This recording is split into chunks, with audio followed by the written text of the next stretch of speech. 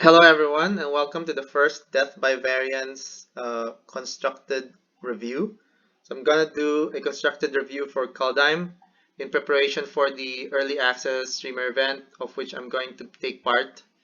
Um, and so I figured since I was going to go over these cards anyway, I might as well record it and do a constructed review. So this is my first review, so if I make a lot of wrong judgments, I'd like your opinion. Please let me know. Post your comments on which cards you think I gave the wrong assessment to.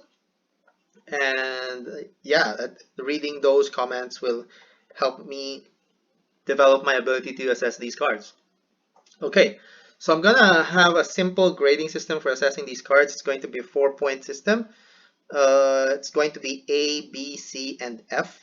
So when I say F, I'm saying that the card will definitely not see play.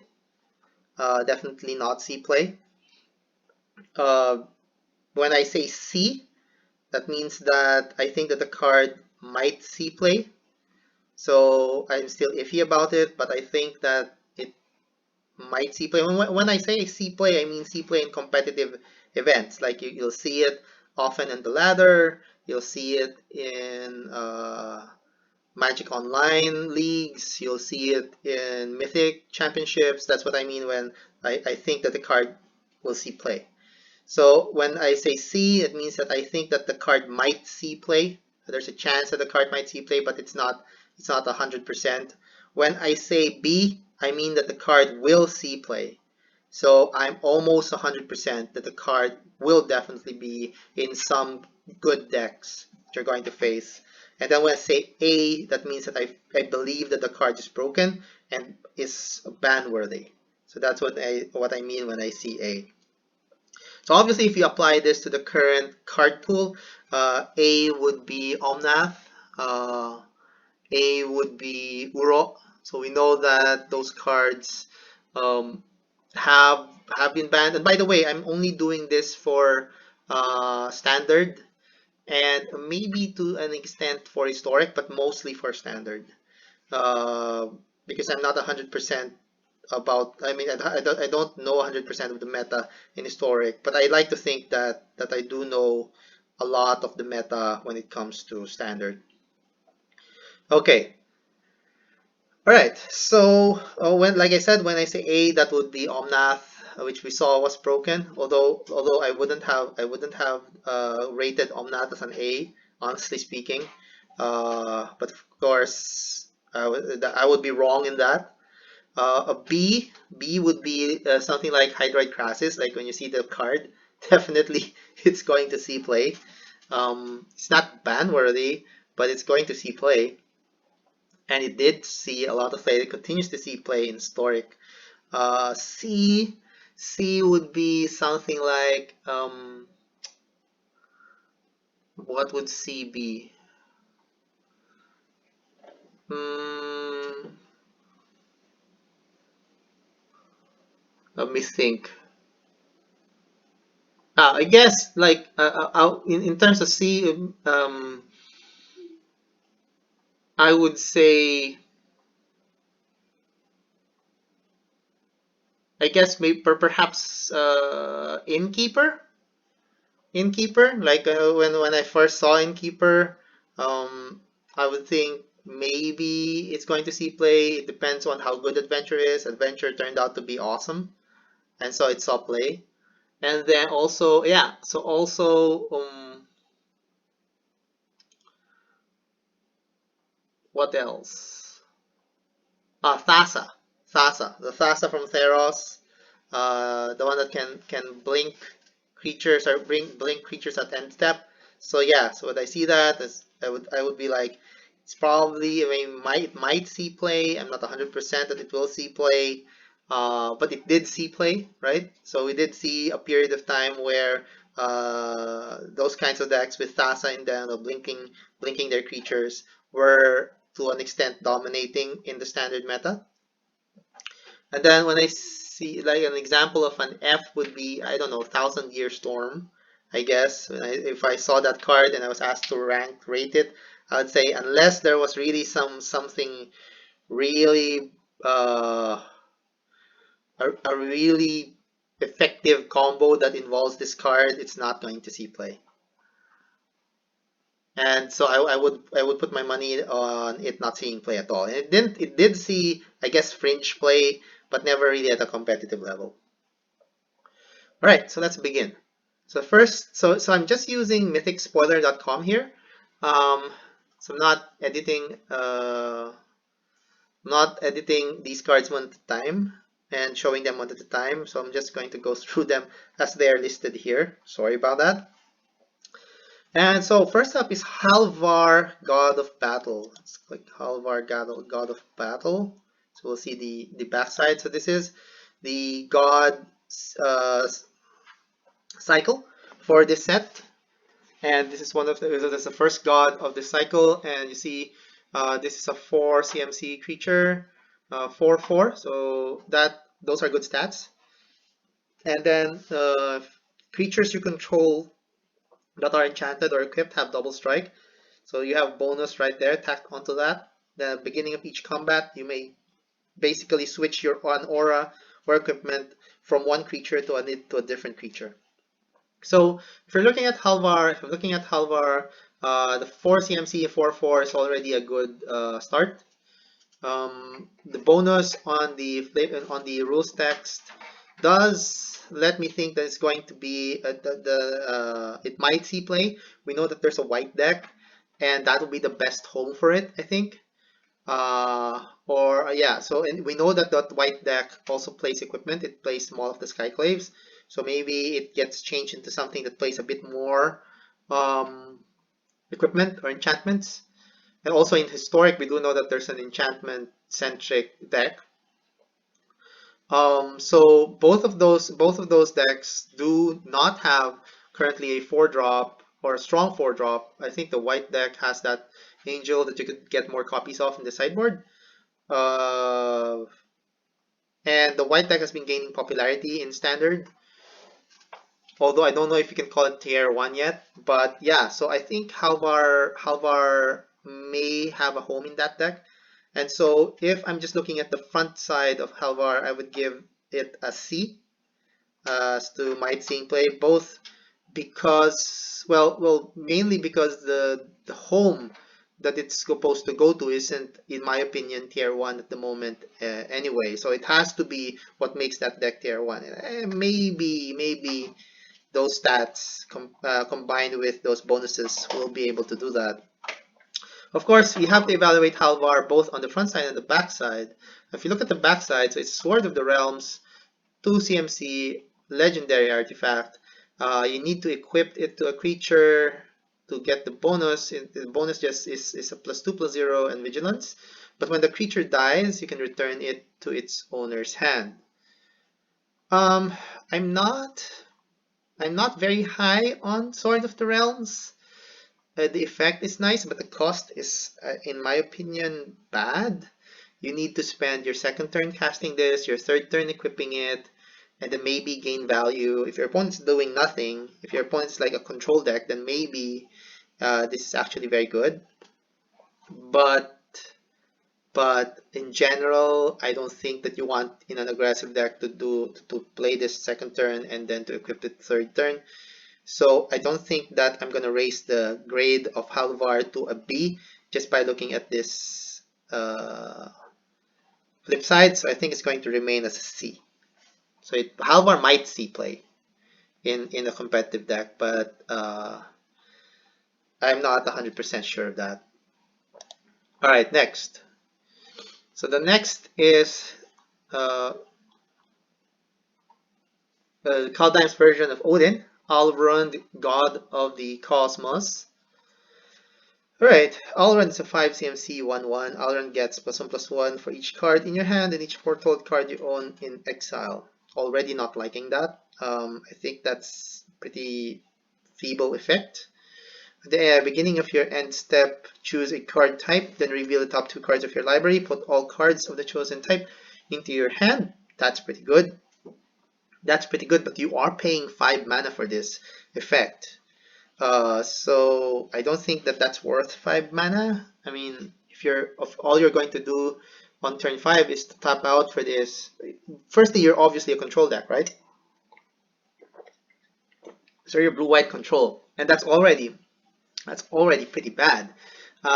Because, like, for example, in Historic, then this card's going to compete with the Fairy. Those are pretty big shoes to fill, even for God. So I'm gonna give this an F if I'm just looking at the front side. Let's see if this turns to a C if I'm looking at the back side. Backside is Haka, 2 to cast, 2/3 flying. Those are good stats. When Haka deals combat damage to a player, return it to its owner's hand and scry 2. I like that. I like that. I mean, if you look at this card, it's more like the real card is the backside, and Alrand is the bonus. So the real card, strong version, the strong part of this card is the 2 to cast 2/3, which blocks well. And then if you need to scry, then you can just swing it at your opponent. It has evasion. Probably it will push through, and you get to scry too. And I think that that's good. So I'm raising this grade to a C. Looking at Haka is pretty good. And a lot of decks, well, control decks in particular might want it, but also maybe like tempo or aggressive decks can benefit from a 2/3 flying that can give them advantage later on. Maybe, I don't know. But yeah, definitely Haka allows me to raise the grade of this card from an F to a C. All right, next. Oh, okay. Now we have Valky. Yeah, so Valky, God of Lies, is actually Tybalt in disguise. Valky, God of Lies, is 2 to cast 2/1. When Valky enters the battlefield, basically you can choose a creature card from your opponent's, for each opponent's hand. Of course, in standard, you only have one opponent. And then you can exile a creature card that they have in their hand until Valky leaves the battlefield. So that effect is very good. I mean, we've seen that effect see play, not really for creatures, excuse me, not really for creatures, but like for non-creature spells, you have that Pirate, I forgot the name, um, that does the same thing. So that's a very good effect, in my opinion. But at the same time, you have this bonus, you choose a creature card exiled with Valky, and you pay its converted mana cost, and Valky becomes a copy of that card. And that's what makes this very strong. Imagine taking an Uro or a Krosa on turn 2, and then Valky becoming that card on turn 3 is ridiculous. So yeah, even just looking at the front side of this card, I would already give it a B. I'd already give it a B. If you look at so maybe like the backside will push it to an A. So let's look at the backside. So the backside it becomes Tybalt, Cosmic Imposter. So when Tybalt enters the battlefield, you get an emblem. You may play cards exiled with Tybalt, and you may spend mana as though it were a mana of any color. Note that you can only play the cards exiled with Tybalt, so you can't play the card that Valky exiled. So that's they're not the same. They're not the same card, the front and the back side. So how do you exile cards using Tybalt? Well, +2 will let you exile the top card of the player's library. -3 will exile an artifact or a creature. And -8 will basically exile all cards from all graveyards, and at the same time will give you 3 mana to do something with those cards that you exiled. But Tybalt is 7 to cast. And that's bad. Like if I'm just looking at Tybalt, this is a bad card. This is a bad magic card. It's an unplayable planeswalker. If I'm just looking at this back part of Tybalt. So in that sense, in that case, this is only a bonus to Valky. So this is like at some point, suppose you top deck a Valky and you already reached the point where your opponent doesn't have neither you're on top deck mode, both you and your opponent, then you can play the Tybalt part of Valky and uh, be ahead, right? So that's the only use that I see for Tybalt. And so I don't think that it raises Valky's value over a B. And so Valky is a B for me. All right, next. Next is Thor. Well, at least Kaldheim's version of Thor, which is Thoralf, God of Fury. Alright, Thoralf, God of Fury is a 4 to cast 5/4 trample. Whenever a creature, planeswalker, and opponent controls is dealt excess non-combat damage, Thoralf deals damage equal to the excess to any target other than that permanent. So how that works is, so suppose you cast Lightning Strike on a 1/1 creature. So when you do that, that means that 2 damage will be treated as excess damage because only 1 damage is needed to kill the creature. So if Thoralf is in play, then that means that you can now essentially redirect that damage to another target. So you can redirect the 2 damage to another target. That's what Thoralf does. Okay, so on its own, 4 to cast 5/4 trample. The possible homes of this right now would be mono red, which is not that competitive at the moment, or Gruul, right? Gruul probably doesn't want this. I mean, Gruul has Questing Beast, and it'll have to compete against Questing Beast. You may have an argument for splitting this 2/2 because it actually does well with Questing Beast. If you have Questing Beast in play, Questing Beast attacks, Questing Beast hits a Planeswalker. If that Planeswalker's loyalty is less than 4, then that means you'll have excess damage and you can use that damage to hit something else. But both of them are 4-drops. So and when you talk about mono red, then he has to compete against Torbrand, and he also actually plays well with Torbrand. So you also are in that situation where you have 2 4-drops. You don't really want to play 8 4-drops in the mono red. So maybe it ends up as a split, or maybe it doesn't. So let's look at the. So if I'm just looking at Thoralf, I'm saying C because it has to compete with all of those other 4-drops. So I'm saying C. It might C play, it might not, but I'm not very confident about it. Let's look at the hammer side. So the hammer side is 2 to cast, 2 to equip. And when you equip it, the equipped creature gets +3/+0 only if it's legendary. So it gets the bonus only if it's legendary, which is pretty bad. I mean, how many creatures in a mono red deck, for example, are legendary? Right? Well, Anax is legendary though, so that's okay. Like so that would be like turn 2 Thoralf, turn 3 Anax, turn 4 attach Thoralf's hammer to Anax, and then you have 2 more mana. Anax becomes 5, 6, at least 6 power, because Anax is 2 power. This gives him +3 from the bonus, but there's also 1 red mana there for devotion, so that becomes a total of 6 power, if I'm not mistaken. So that's okay.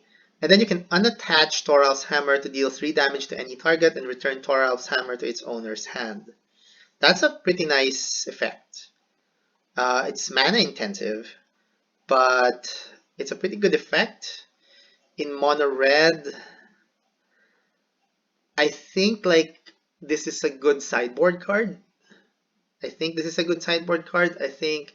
you may side this in those games where you probably want to replace Torbrand because it is at least comes down turn 2 and gives you additional stuff to do early, or you can like play it late for a 5/4 trampler. Does it improve a grade from a C? I would say no. I would say it's still a C. It's still a C. There's a lot of things going on in this card, but it's definitely like if you compare it to a Valky, it's not a Valky. It's 4 to cast, so it competes with a lot more cards, and the effect of the hammer, while good, is mana intensive. All right, next, Green God. All right, so the Green God is Eska. It is a 3 to cast creature, 1/4 vigilance. Add 1 mana of any color. Other legendary creatures you control have vigilance and add 1 mana of any color. I really like this half of the card. Then this is where I'm gonna say that if I look at the card, um, it's bad. If I look at this front part of the card, it's bad when considered in a vacuum. But right now we have a Kinan deck and Historic. So I think that this card, just looking at the front side, is an F in Standard, but a B in Historic, because I think Kinan decks would definitely want at least one of these in their deck. Because the upside is just a lot. Like you make your Kinan into a mana dork as well, and you make the other one. What's the other one?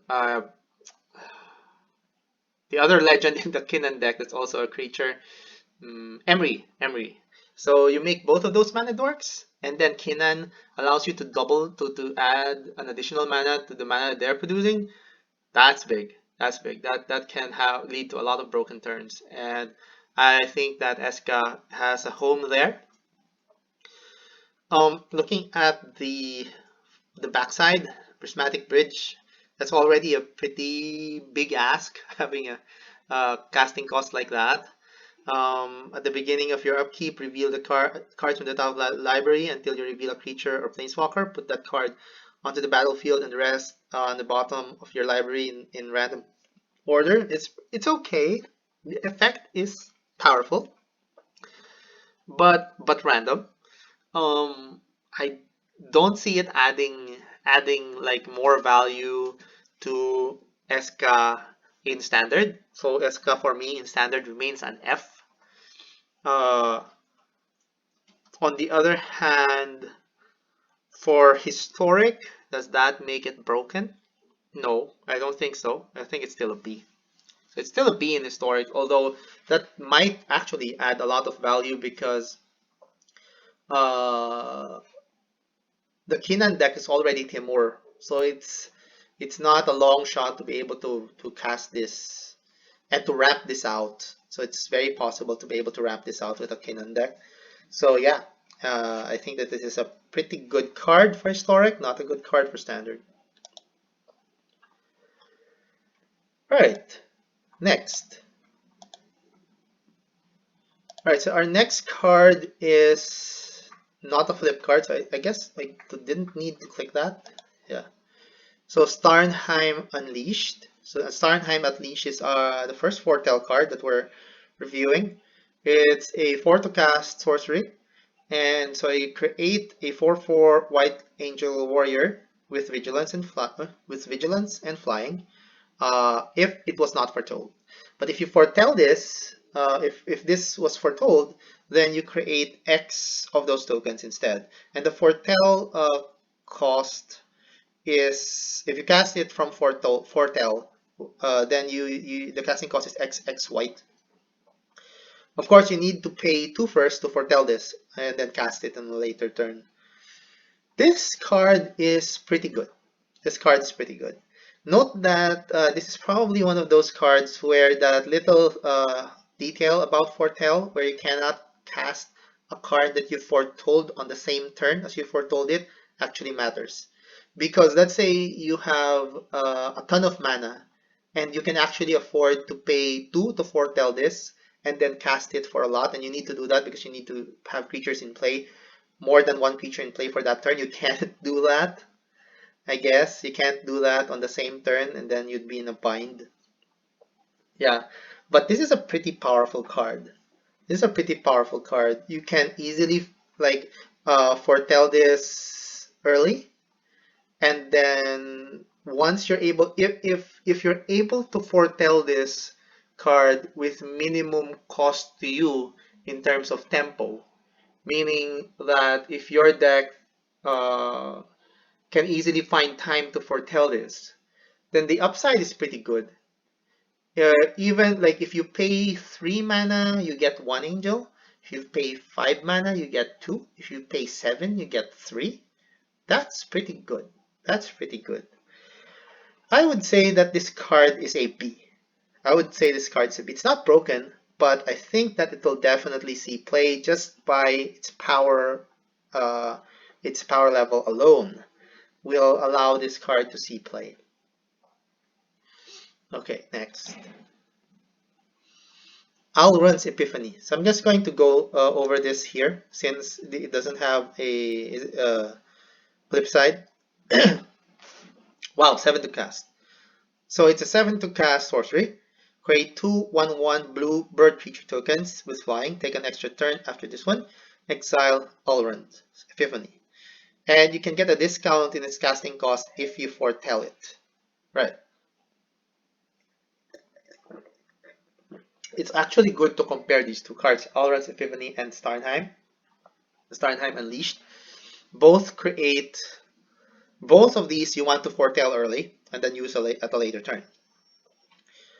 Both of these give you mana efficiency when you foretell them first. For Alrund, you'll be able to cast it for 1 mana less, which is big because it gives you an extra turn.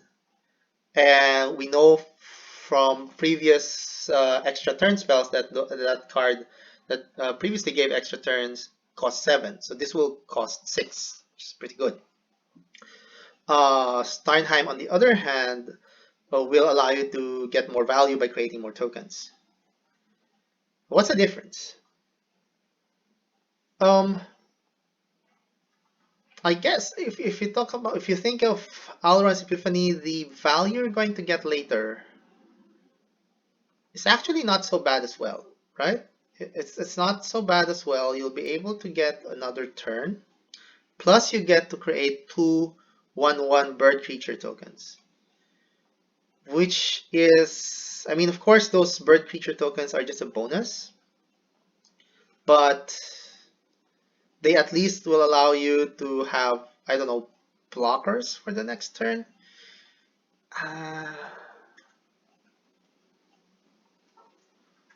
And like the previous extra turn spells, this exiles itself, so you can't really recur it. Yeah, I would say that the reason why Nexus of Fate saw a ton of play is because you can recur it. And just having an effect for 1 less mana, for which you need to pay 2 in advance, I don't think will make this card playable, so I'm going to give it an F. So for me, this one's an F. Alright, next. Haunting Voyage. Alright, so the next one is Haunting Voyage. 6 to cast sorcery, choose a creature type, return up to 2 cards of that type from your graveyard to the battlefield. If the spell was foretold, return all cards. But this is a foretell card, which will cost more if foretold. Right, so you can pay for this early, and then later on you can pay 7 mana and bring all your rogues back from the graveyard. Yeah, you probably want to use this on rogues, right? I see this as a good sideboard card. It's probably an okay sideboard card, but only for its foretell cost. In a pinch, I guess you cast this for 6 and you get 2 cards back, but that's overcosted. That's overcosted, like for rogues or for a Klosa deck. No, I mean 6 to cast for that effect, you can get that for cheaper. And I guess for Klosa decks, this isn't really very good because they have to have the same creature type. So this is a sideboard card at best. I don't think it's all going to see play. I'm giving it an F. This was an F. This one's an F. So you can see how conservative I am with these ratings. Next. Yeah, I mean you can always tell me that I'm wrong. later on when the meta actually plays out, right? I'm also going to review this later on and see for which of these cards I was wrong, for which of these cards I was right. Yes, okay, next. Quakebringer. It's a 5 to cast 5/4. Your opponents can't gain life. I like. Yeah, I like that effect in red. At the beginning of your upkeep, Quakebringer deals 2 damage to each opponent. This ability only triggers if Quakebringer is on the battlefield, or if Quakebringer is in the graveyard and you control Giant. Okay. So if there is a Giant deck, I mean, if I'm just looking at this, it's a 5 to cast 5/4. Basically, it's that. It's a 5 to cast 5/4. I I don't see the Foretell cost as relevant here because if you're in a red deck and you are aggressive, you don't want to Foretell turn 2. So that the Foretell cost there, that discount for a Foretell cost is irrelevant to me. You're already losing if you're on a red deck and your turn 2 is Foretell. What? So that's not, I don't think that's relevant. So the 5/4 body is relevant. The opponent can't gain life is relevant. I would say that I'll give this card a C, and that's contingent on whether or not there's an actual giant deck. Like if there's a giant deck, an aggressive giant deck where you have a 1-drop giant, 2-drop giant, I mean, we have a 3-drop giant, right? If you can get enough giants to make uh, the trigger ability, the upkeep trigger ability consistent with Quakebringer, then it'll see play. Otherwise, it won't. So I'm giving it a C. Next. So the next is Battle Mammoth. I can't see the CMC. Okay. Battle Mammoth. So Battle Mammoth is a 5 to cast 6/5. God, you love power creep. Okay. 5 to cast 6/5. Um, um, this one also can be foretold for 4. So this one is a little better for foretell because like if you're on mono green, it's a bit more, it's still not really a good idea to do foretell on turn 2. You probably have a lot better things to do than foretell on turn 2. Um, but it's a bit better than in mono red where it's really bad, I think. Alright, so whenever a permanent you control becomes the target of a spell or ability an opponent controls, you may draw a card. That's a pretty good ability. This might put this card in a sideboard slot.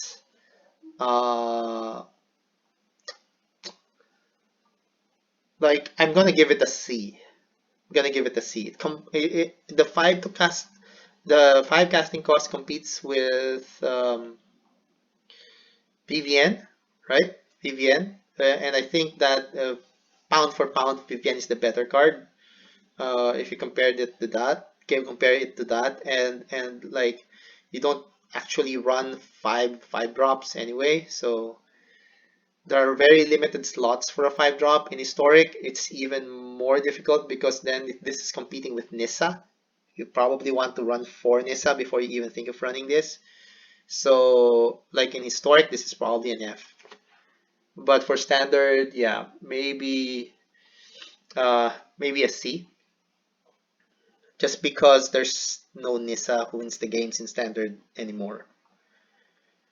Okay, next. Going back here.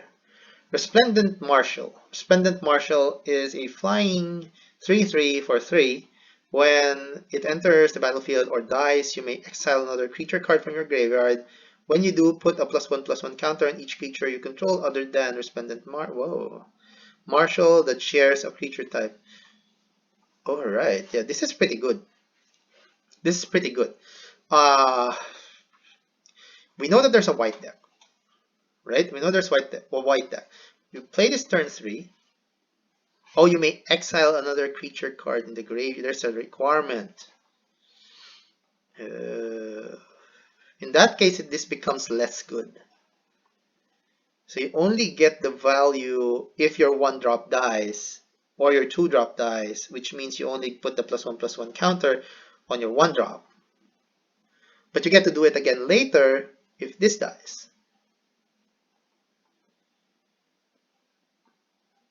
Yeah,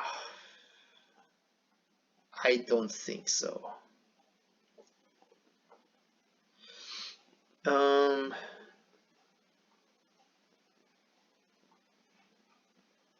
yeah, I don't think so. Like at 3 mana, this is competing against uh, the spirit, right? That exiles up to a 4 CMC non-land permanent. No, I don't think you want this effect compared to that. You want 4 of that first before you even consider putting one of these. And in an aggressive deck, you only have limited slots for a 3-drop. I'm gonna give this an F. This one's an F. Of course, maybe there's an angel deck, and so that angel subtype is going to be relevant, but no. I think you still want to run the white the spirit even in an angel deck just because it's powerful. All right, next Orvar the All Form. Okay, another mythic 4 to cast 3/3 changeling, which is should be relevant in this set. So it is every creature type if it's a changeling. Whenever you cast an instant or sorcery spell, if it targets one or more permanents you control, create a token that's a copy of one of those permanents. When a spell or ability an opponent controls causes you to discard a card, create a token that's a copy of target permanent. Those are pretty good effects. Those are pretty good effects. So the only thing is, so every time you have a card like this, you want it to be in a perfect home, and if it has a perfect home, it can boost that. It can boost that deck into tier 1 status. I can't think of such deck right now because you want to be targeting your own permanents in order to create a copy of that permanent. So that you can see that in seasons, in past seasons, which predates Arena, you can see that the one I can think about right now is blue-white heroic. There was a heroic deck where you want to target your permanents, and then that makes this a good home for that deck, I think. Although the casting cost is an issue because it is an aggressive deck and this is a 4 to cast spell. But I can't think of a home for this in the current meta. But the effect is powerful enough so that I think that I probably missed something, and this is probably going to see play somewhere, either in historic or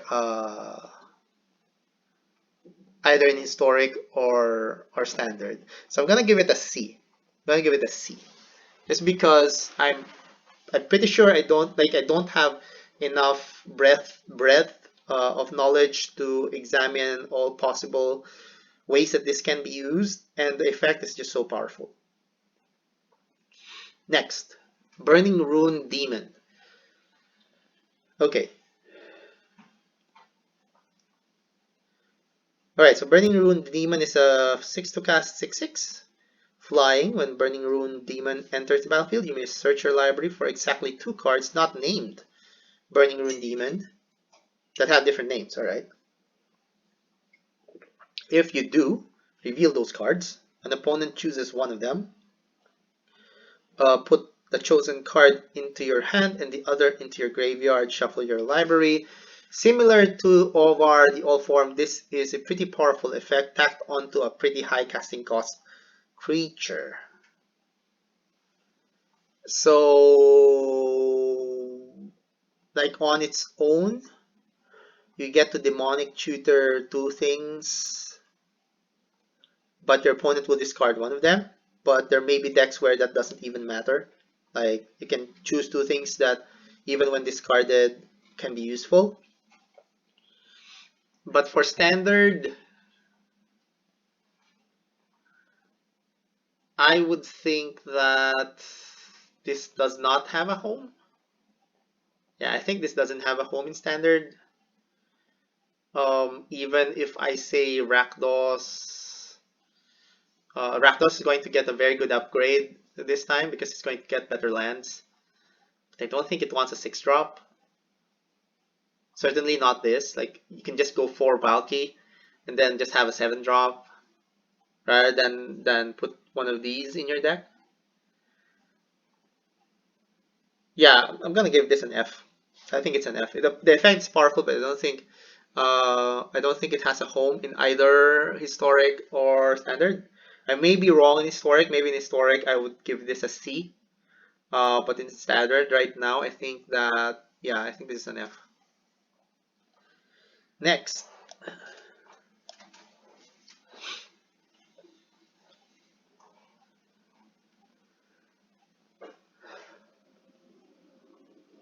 Okay, Goldspan Dragon. Goldspan Dragon. 5 to cast 4/4 Flying Haste. Oh, good, good, good.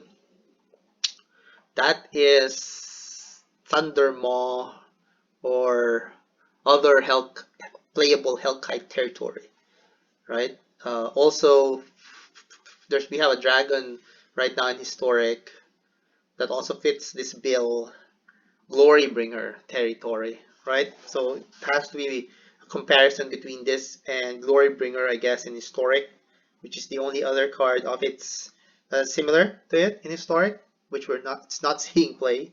We know it's not seeing play. Right, Flying Haste, when it attacks or becomes the target of a spell, creates a treasure token. Treasure token has double the mana that it can produce. That's pretty good. Yeah, that's pretty good. On its own, if I'm only looking at the 5 to cast 4/4 Flying Haste, so on its own, you can compare it to Glorybringer. Glorybringer is not seeing any play in historic.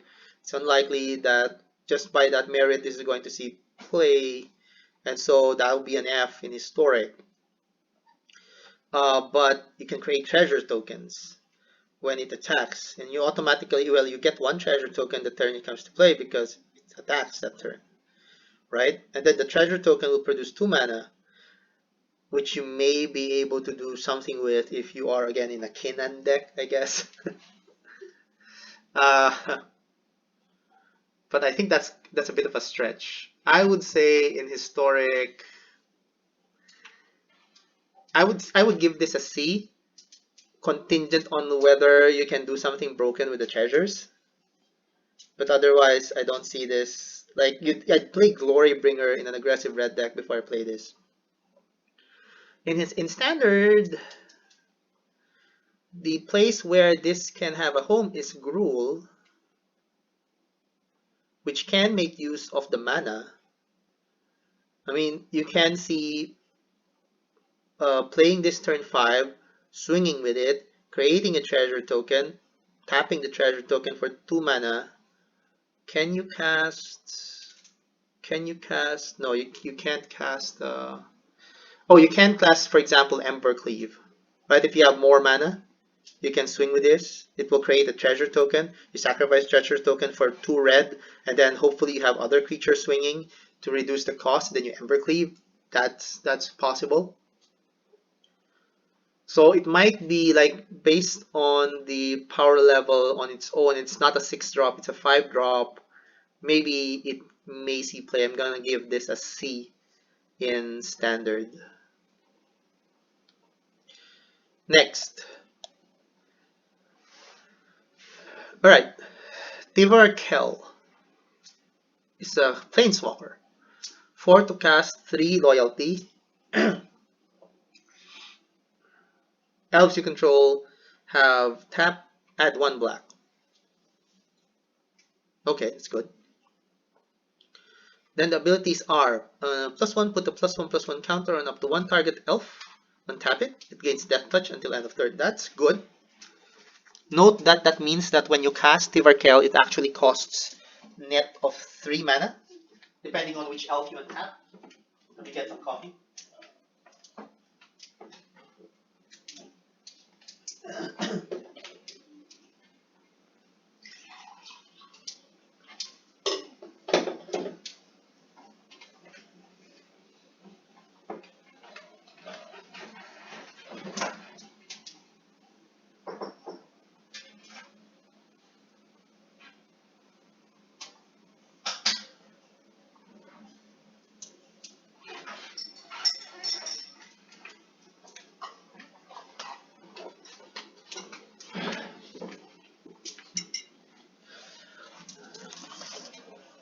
Okay, so yeah, I think the +1 is pretty good. So you beef up one of your elves, you untap it, which means that if it was a mana, so if even if it wasn't a mana producing elf, it can now produce mana because of Tivar's passive ability. So that means that you can use that mana effectively, giving a discount for Tivar Kel of 1 mana, which is pretty good. The 0 is create a creature, which is okay. -6 is you get an emblem whenever you cast an elf spell, it gains haste. And you draw 2 cards. What? Okay, yeah, that's pretty big. Not game ending. Not game ending, but very good. In standard, I don't think we have an elf deck. This is obviously only going to be good in an elf deck. In a mono green deck, you have Garuk. We'd rather play Garuk. If it's a Golgari deck, we still have Vraska. No, we don't have Vraska anymore, right? But we have Polokranos, for example. You'd still want to play Polokranos over this. Uh, Requesting Beast, right? So in standard, I'm giving this an F. In historic, though, I think I want to give it a B. And I think that that's me saying that elves are going to have their time in the sun finally in historic, and you're actually going to see working elves decks that will rival the goblins. All right, I think that this is uh, the one they're waiting for, Tivar Kel. Because imagine casting Tivar Kel where you have multiple elves already in play. So that means you can not only cast Tivarkel, but you can use those elves that were previously non-mana producing to produce mana. And that can lead to a lot of broken stuff. So I'm gonna give this a B. I don't think it's broken, but I think that in historic, it's definitely going to see play. Excuse me. Okay, now we'll get to some rares. All right. The first rare is Doomscar. Doomscar is a 5 to cast sorcery that destroys all creatures, or Wrath effect. Wrath effect, but you can foretell it, and the cost for foretelling is only 3, which is pretty good, right? So that means that you can foretell it on turn 2, and then turn 3 you can cast it and have a board wipe on turn 3, regardless of how big the opponent's creatures are. And that I think is relevant. Whether or not it has a home is the issue.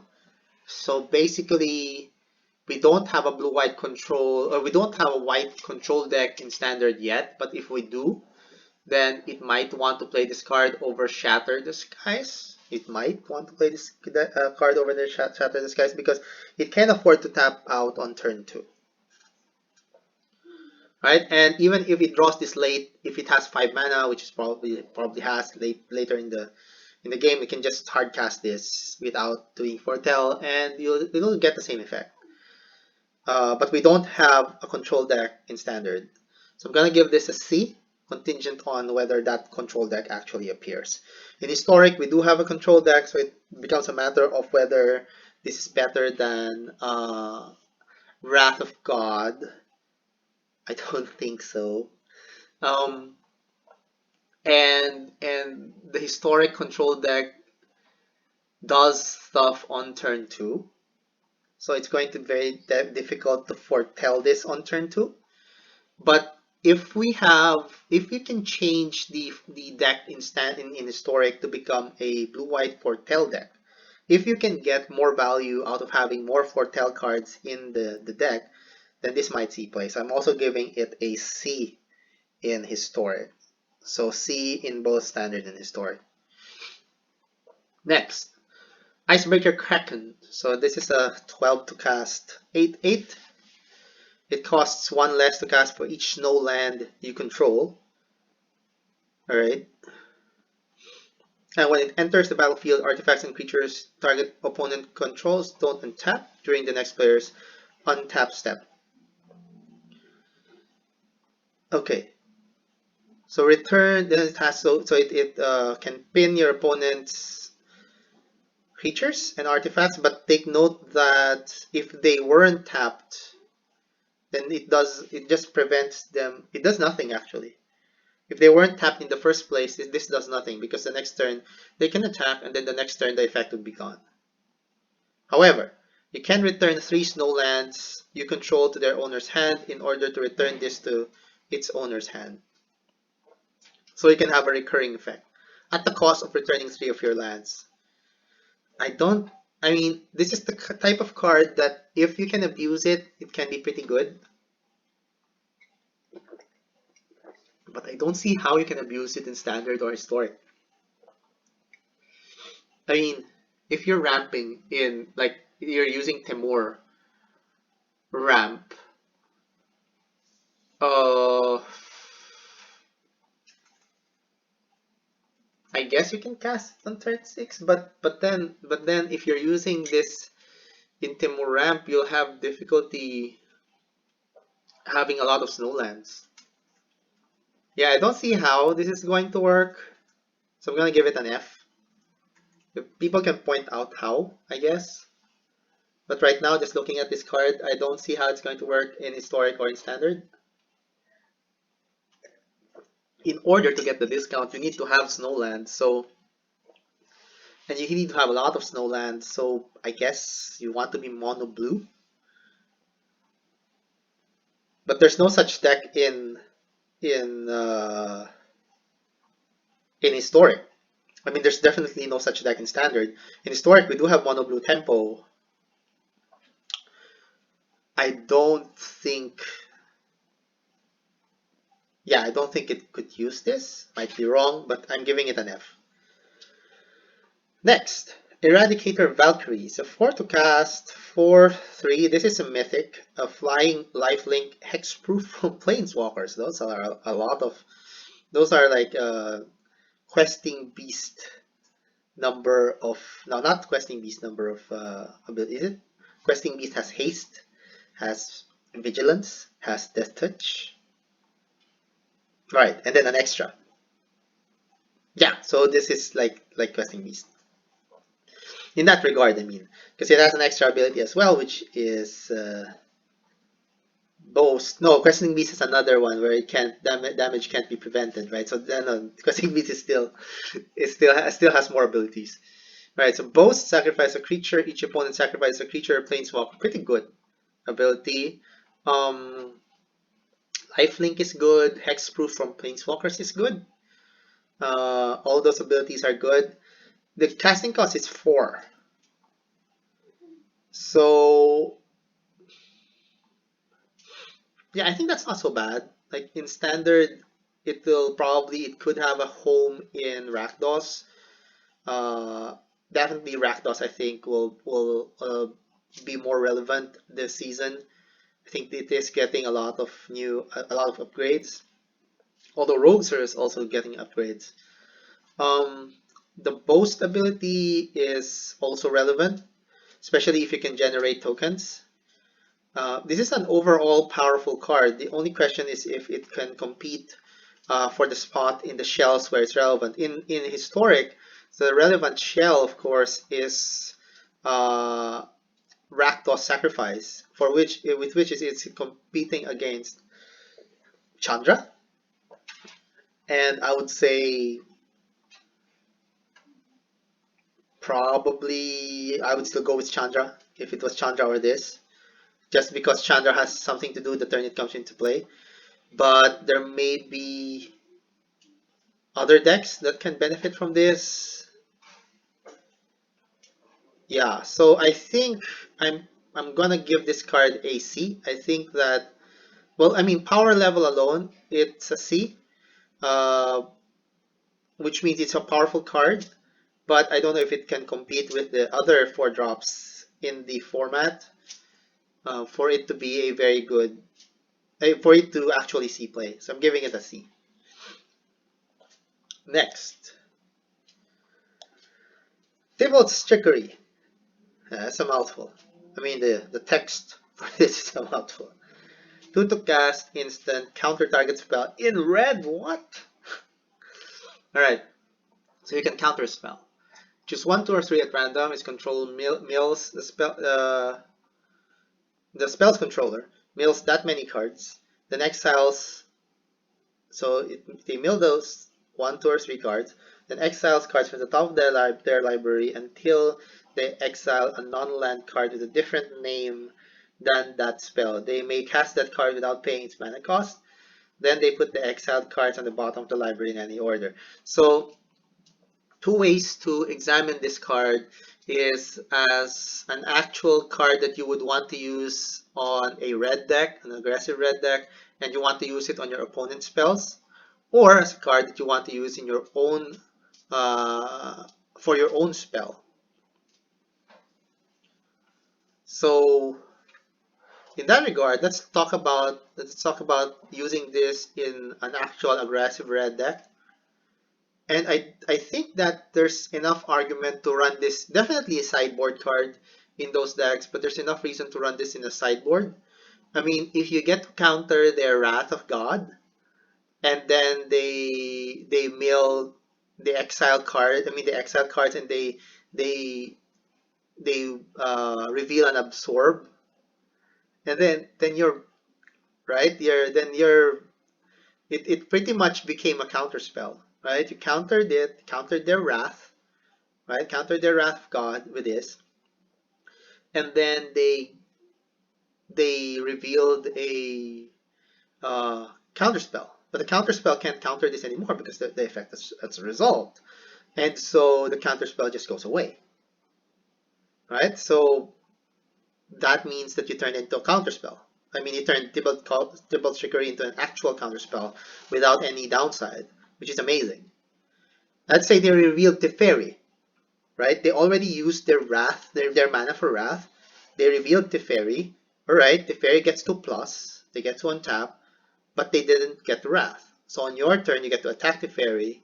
Maybe not the best, but maybe you can just attack them and win. So it's still good. So I think that in that sense, like considering Tybalt's Trickery in that sense, I would give this a B for that use in aggressive red decks, which I think we can find in Historic, in Gruul, right? But less so in Standard Gruul, because in Standard we don't have a control deck that will be punished by you playing Tybalt's Trickery. So you probably don't want any of these in the sideboard. Now, the second way of using Tybalt's Trickery, you can think of so many interesting ways to do that. I've already seen some of those ways in other formats that are not Standard or Historic. In Historic, of course, the first thing that comes to mind would be Ulamog, right?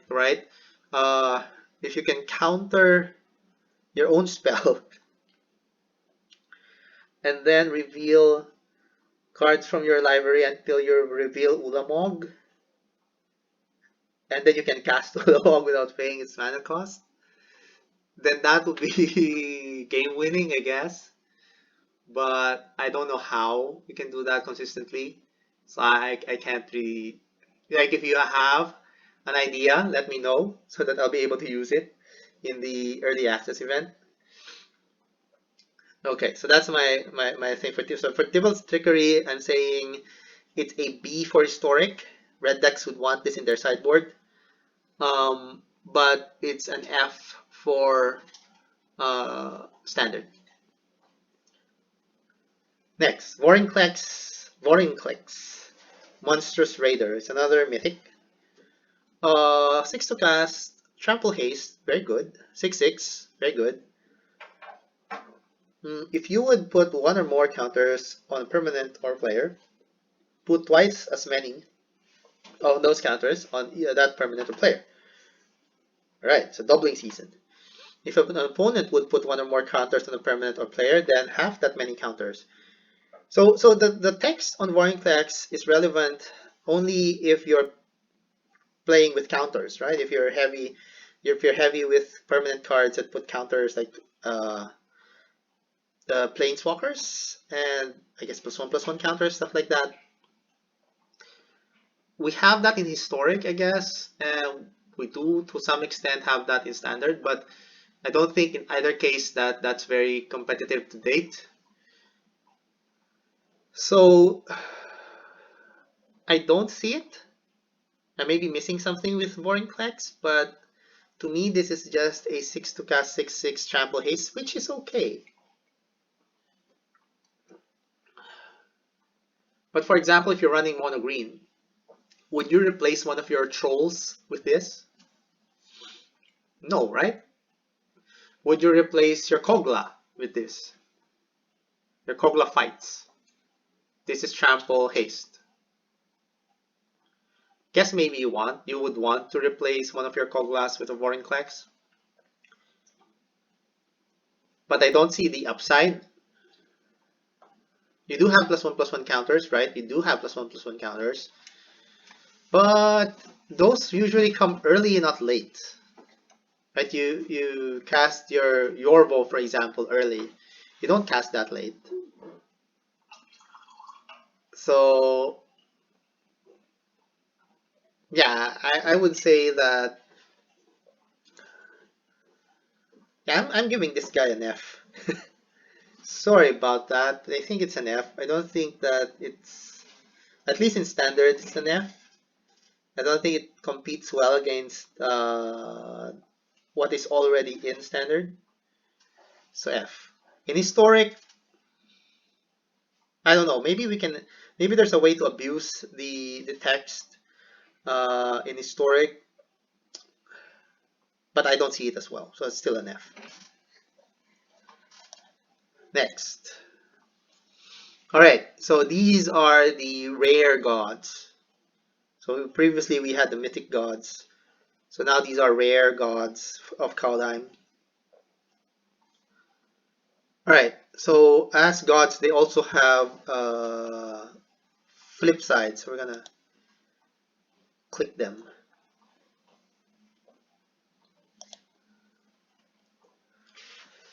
Alright, Raydane, God of the Worthy.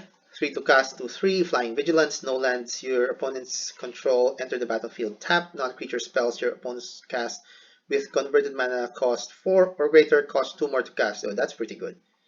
Right, and there's a good white deck that's available in standard. Then there's a good white deck that's available in historic. I think looking at the front side alone, I'm already giving this. I'm already leaning towards giving this a B. Looking at this alone, because the snowlands might become relevant. It's certainly like if snowlands are if no snow permanents are like relevant in this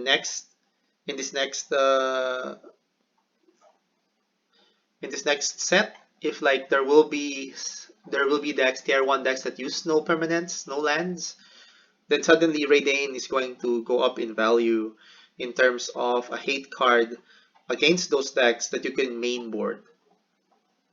Right? It's already 3 to cast Flying Vigilance, so that's already good.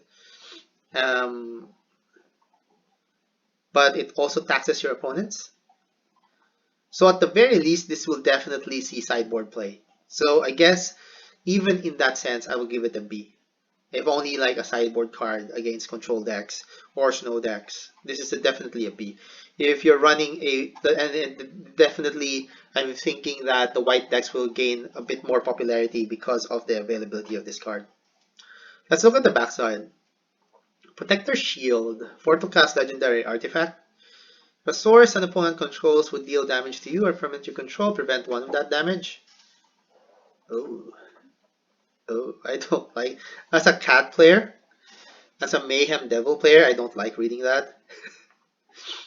Um, Whenever you or another permanent you control becomes a target of a spell or ability an opponent can. Oh, I don't like that. Yes, yeah. So definitely a B.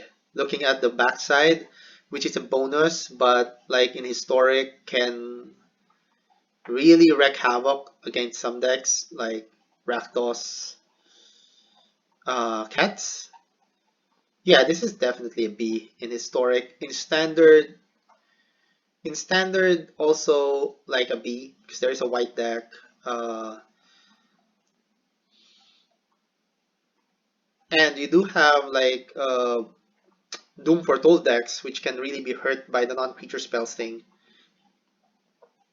It also disables those decks from casting a Wrath against you, at least until they have enough mana. So yeah, casting this is also very good versus Wrath effects because the tax will be applied, and they turns out that they won't be able to use that spell the turn that they were hoping to use that spell. Yeah, so definitely a B for Raiden. Giving this a B both for his standard and historic. Next. Oh, what happened? Ew, sorry. I'm just gonna.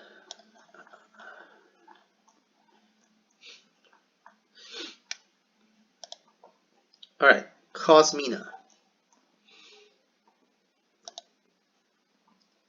Cosmina, God of the Voyage, 3 to cast 2/4. Beginning of your upkeep, you may exile Cosmina, and if you do it against whenever a land enters the battlefield under your control, if Cosmina is exiled, you may put a Voyage counter on it. If you don't, return Cosmina to the battlefield with a +1/+1 with X +1/+1 counters on it and draw X. Wow, where X is the number of Voyage counters on it. All right, so you need to cast this on turn 3. And then next turn, you need to exile it and not return it, right? Because if you exile it and then return it,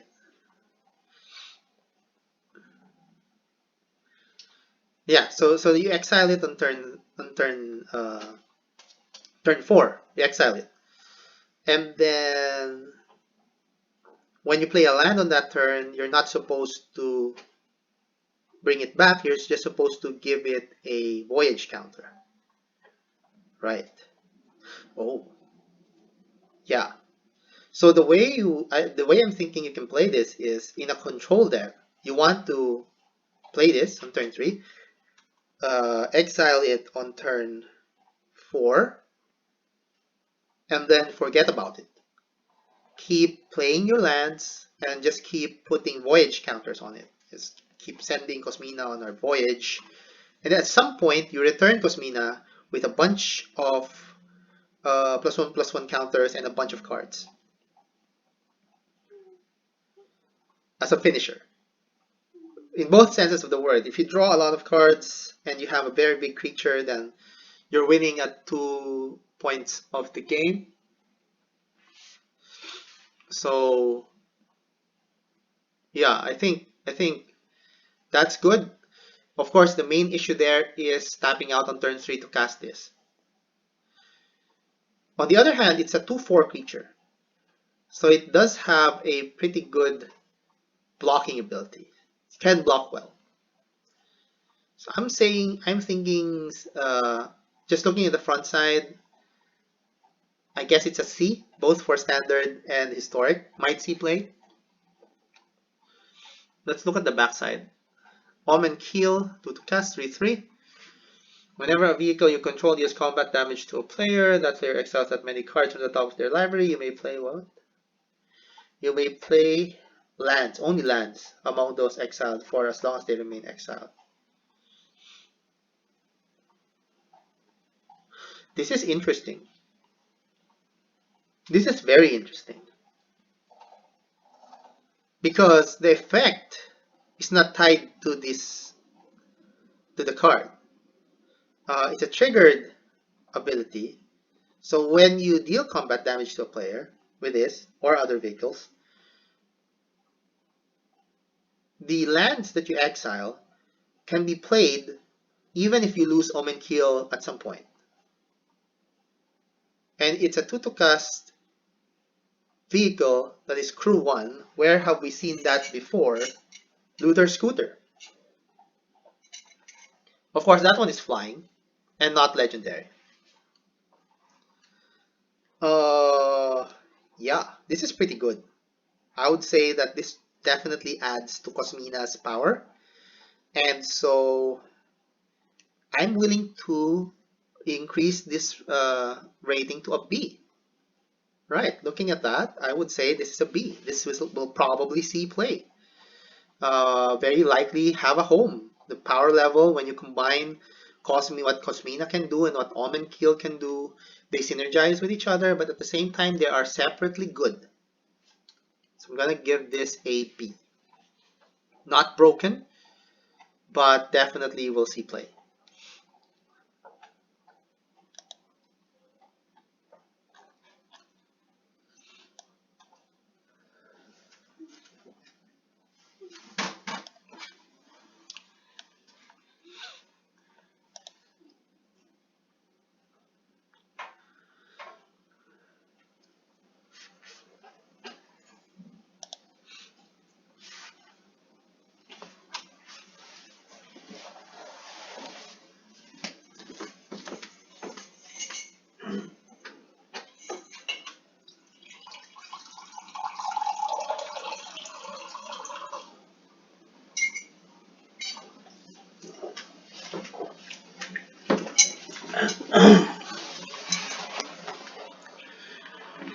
All right, Egon, God of Death. 3 to cast, 6/6. Good. Death Touch, at the beginning of your upkeep, exile the two cards from your graveyard. If you can't, sacrifice Egon and draw a card. So the card we can compare this against is Rotting Reggie. Rotting Regisaur is also a 3 to cast, big creature with downside. Of course, Rotting Reggie isn't legendary. Egon is, so you can only have one of him in play.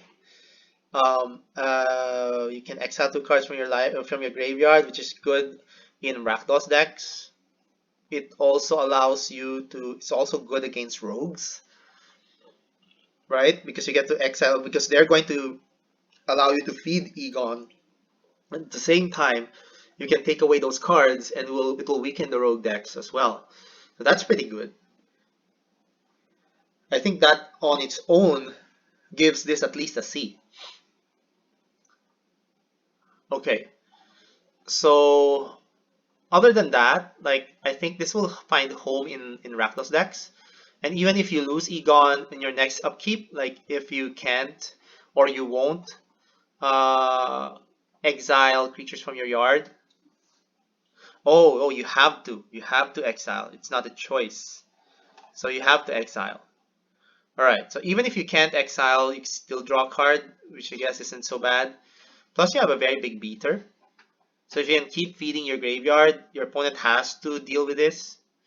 So yeah, even there, I would be willing to give this a C, and that's teetering towards a B. Throne of Death is 1 to cast. At the beginning of your upkeep, mill a card. Exile a creature from your graveyard, draw a card. Yeah, that pushes this card to a B, definitely, for me. Because the effect of Throne of Death is relevant, especially in Historic, where you don't have rogues decks that will take advantage of the effect of Throne of Death. And in Standard, if you're up against a rogues deck, all you need to do is not play Throne of Death, right? You cannot play Throne of Death and play Egon instead, and then Egon can feed off your graveyard very well. So, and you have control over which side you're going to play anyway. But in Historic, and I guess even in Standard for Rakdos, this as a turn 1 place is very good. Because you can start milling yourself very early, and you know that you want to do that because all your cards depend on you having a fully stocked graveyard. So yeah, I would give this a B.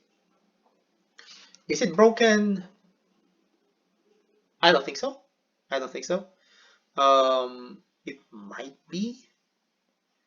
It might be. I may not be seeing all the possible interactions that can make it broken. But just looking at this card right now, definitely I will give it a B.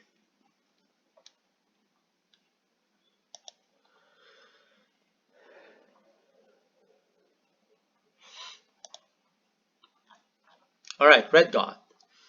Bergi, God of Storytelling. 3 to cast, 3/3. Okay. Whenever you cast a spell, add red. Oh yeah, this card. Until the end of turn, you don't lose mana, steps, and phases end. Creatures you control can boast twice during each of your turns rather than once. I haven't looked at all the boast effects.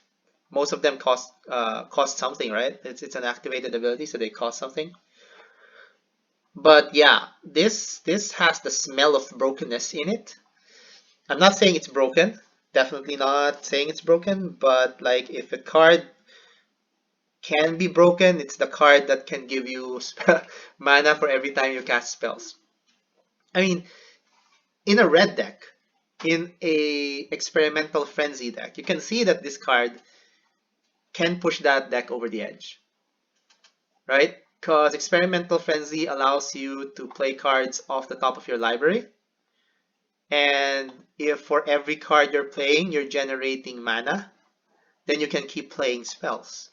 If you consider that your turn 2 is runaway Steamkin, then it really can get out of hand quite fast. So right, in historic, this is definitely a good card to include in a red deck. In a dedicated experimental frenzy deck, maybe you want more than a few of these. In standard, in standard, I'm not so sure because we don't have that a type of deck like that in standard right now. There could be one, but right now this competes with Anax, for example, and so that tells you a lot. Like in an aggressive deck, this has a lot of competition in Anax. Let's look at the other part. 5 to cast, legendary artifact, discard a card, exile the top 2 cards of your library, you may play those cards this turn. Okay, not exciting. It is sort of a experimental frenzy uh, type of effect, but it's 5 to cast. I don't see it as like because you can discard a card and then if you well the thing is if you can discard a card and then you exile the top 2 cards and then if one of those cards will let you draw some more cards and then you can discard the card again and then you can exile the top 2 cards again and then if one of those are going to so you see where I'm going here. If you can make this work in a blue red spells deck, then that might be something, right? So I'll give this yeah I'll give this card a C. I think that there's a chance it might see play, but at the same time, there's a caveat that if this card sees play, it's probably broken. Like this card is, if it's going to see play, it has to see play in a big way, and that big a way may make it broken because like the effect, if it works, would be awesome. Like I don't think there's a middle ground with this card with Bergie. Yeah, so that's it. So I think it's a C, but if it does see play, it most likely is going to be broken level play. All right, next.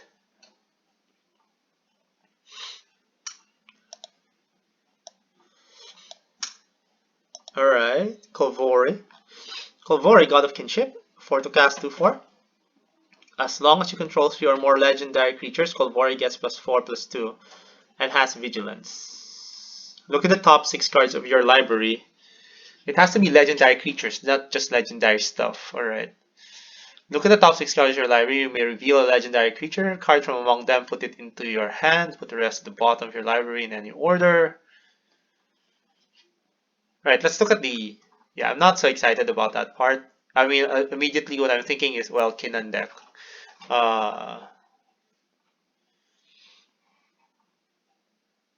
But I think it's not that fast for that deck. Plus, the ability is not repeatable. But let's look at the artifact. Artifact is 2 to cast. Choose a creature type. Add 1 green. Spend this mana only. Oh! Oh yeah, that's good. That's good. There's a reason why we don't have 2 mana rocks. You ever wonder that? Like if you look at mana rocks, they're 3 to cast. There are some mana rocks that are 2 to cast, but they have some restrictions. And I think there's another mana rock that had the same restriction as this. You have to choose a creature type. Yeah. So yes, Ringheart Crest makes this a B for me. At the very least, Kinan decks would want this. Definitely. Now that I'm looking at this part, like Kinan decks may even want to remove some of their Mind Stones for this, because the mana you produce from this may be used to cast another creature spell like a Kinan.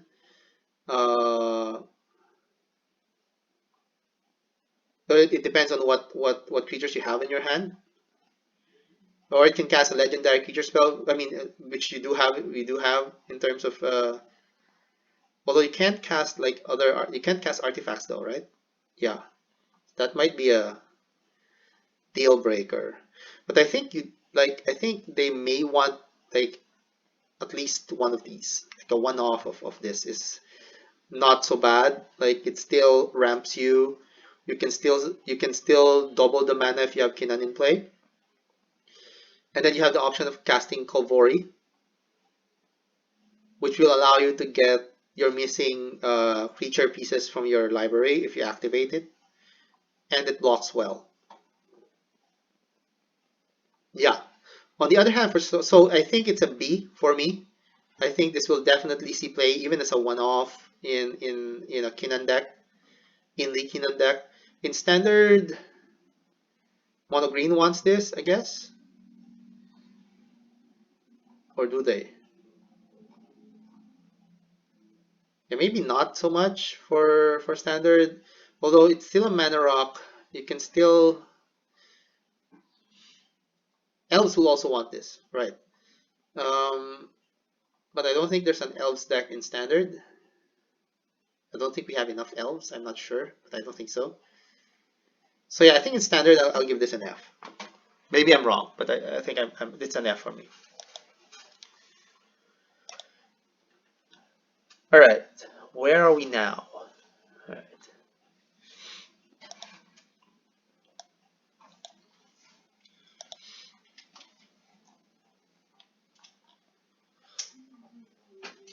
Oh, why did I? Oh yeah, this is still. Oh yeah, these aren't gods anymore. I can go back.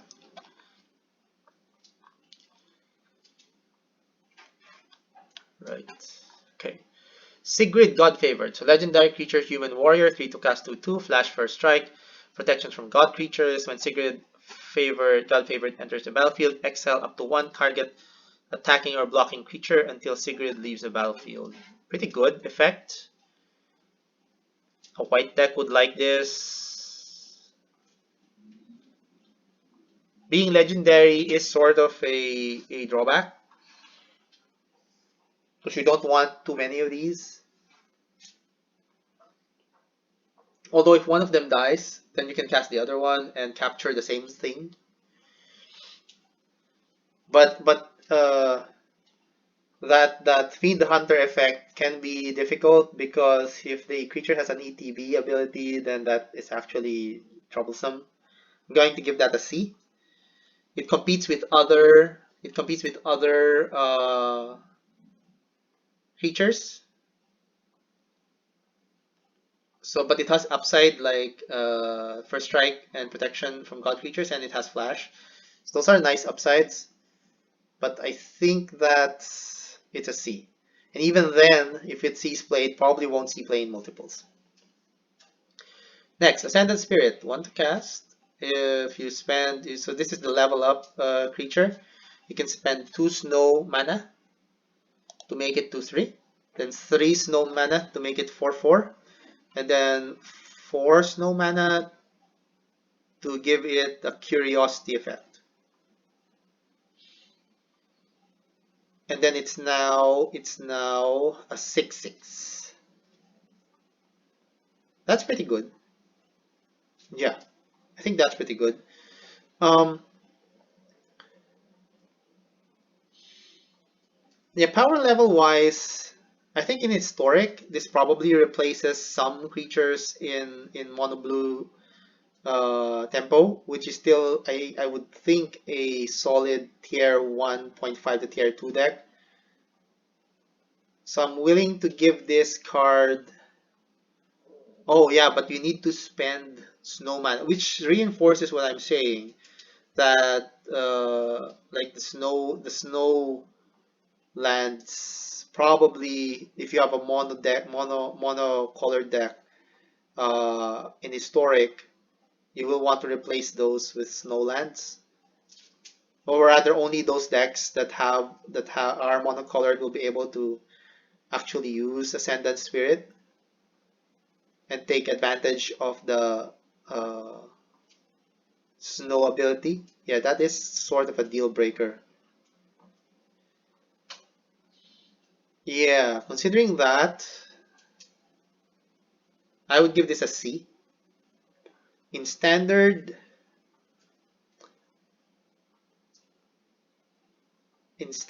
I'll also give it a C. A contingent on whether or not there's an actual snow mana deck, which will probably be a mono blue deck.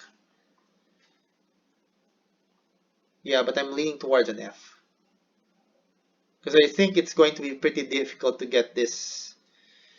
It's going to be pretty difficult to get this in a deck where you have more than two colors and it's still consistently able to level up. Okay, next, Tigrid, God of Fright. So this one does have this is another god. So it has a backside.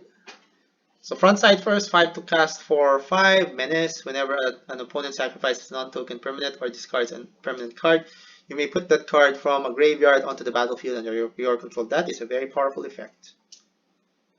Rakdos Sacrifice would want this, definitely. But at the same time, it is also a good sideboard card against Rakdos Sacrifice. You get their cat back, for example. In fact, it means if they sacrifice something from with their Witch's Oven, you get it back, right? Yeah. So I think that alone in historic will this. Of course, the main issue here is the mana cost. It's 5 to cast. But I think at least as a sideboard card, it's a B. If you're talking like, will this see play? It's probably going to end up in a sideboard card as a sideboard card, at least. The Lantern effect, I mean the backside is 4 to cast, target player loses 3 life unless they sacrifice non-land permanent or discard a card. Yeah,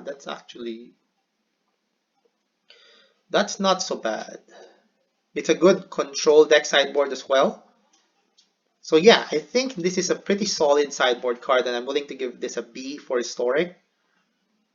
For standard, the lack of a working control deck makes Tegrid Lantern not very good. In the God of Fright, we don't really have a good sacrifice deck in standard. If there is one, then again this would be uh, a solid sideboard card. But I think it's an F for me in standard.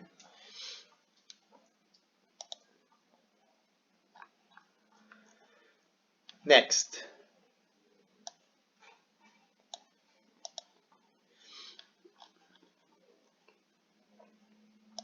Oh, I don't need to. Oops. We will edit all of this scrolling out. Alright, Magna Brazen Outlaw. 2 to cast 2/1. Cool. Other dwarves you control get +1/+0. Whenever a dwarf you control becomes tapped, create a treasure token that includes Magna. Sacrifice 5 treasures, search your library for an artifact or dragon card, put that card onto the battlefield, then shuffle your library. Obviously, this only becomes good if there's a dwarf deck. And we do have 7 dwarves still in standard. So those are 7 2-drops that you can put in your deck. Do we have a 1-mana dwarf, a 3-mana dwarf. So I'm gonna give this card a C. If there's a dwarf deck, then yeah, it's going to see play. Because you could have you could this could like be really overwhelming really quickly. Um, because you could cast it on turn 2, and if you have a dwarf on turn 1, then automatically when the dwarf attacks, you can have a treasure token, and that's pretty awesome. So both for standard and historic, if there's a working dwarf deck, this will see play. So that's a C for me. Will it be broken if it sees play? There's actually potential for that, depending on what dragon card, if we said, what dragon card or artifact you can get, right? Off the top of my head, you can get Immortal Sun as an artifact. That would be awesome. Okay, next, Yorn, God of Winter. This is also a potential card for brokenness. Okay, so this one has an artifact. This is a god, so it has flip side. Yorn, God of Winter.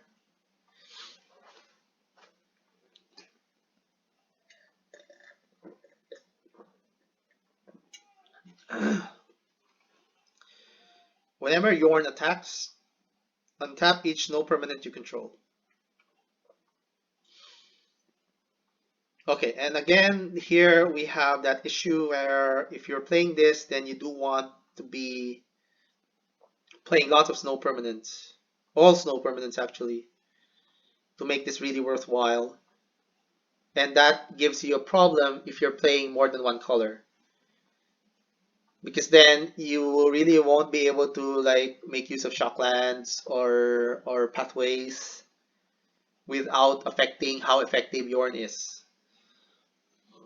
That it needs to attack, excuse me, that it needs to attack is also a big issue. Definitely you won't be able to take advantage of its effect when it comes into play, so it's no Wilderness Reclamation. Yeah, I'm not convinced. Just looking at this, like, I think that it's a card where at first glance it might seem this is broken, but really if you look into it, the Yorn face alone, if you're looking at that, it's an F. Both formats. Let's go to the backside, Cauldron Rhyme Staff. So this is so this makes it even more difficult. Oh, so by the way, so it untaps not just snow lands but snow permanents. So it can untap the Rhyme Staff. All right. So that may be something else. If you can untap more than just your lands, then that might be something. What does this do? You may play target snow permanent from your graveyard this turn.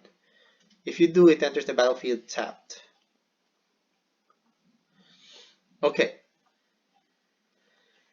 Okay, so if you put those two together, you can see a much better picture of what the card's value is. Yeah, because so now it seems like Yorn is not there to be a full-on Wilderness Reclamation effect. Like you don't expect to be untapping all your lands when you attack with Yorn, but it's more like maybe you want to play Kaldheim at some time, and then you can play a snow permanent from your yard, okay, to the battlefield. Then let's say you have both of them in play. When you attack with Yorn, Kaldheim untaps, right? And then you can use it again. And note that you can play stuff, so you can play lands from your graveyard.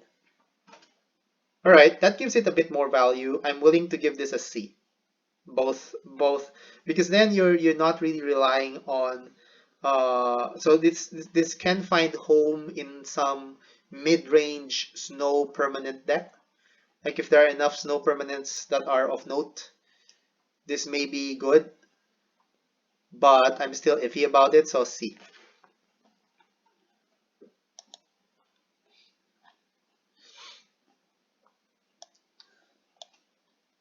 How many more rares do we have? Still a lot.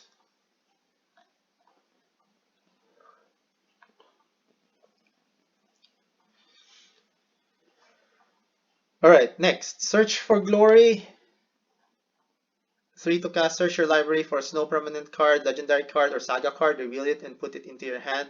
You gain 1 life for each snow mana spent to cast this spell. It's a snow sorcery. Mm, a tutor effect is okay in white. I mean, the tutor effect is okay, but in white, I'm not so sure.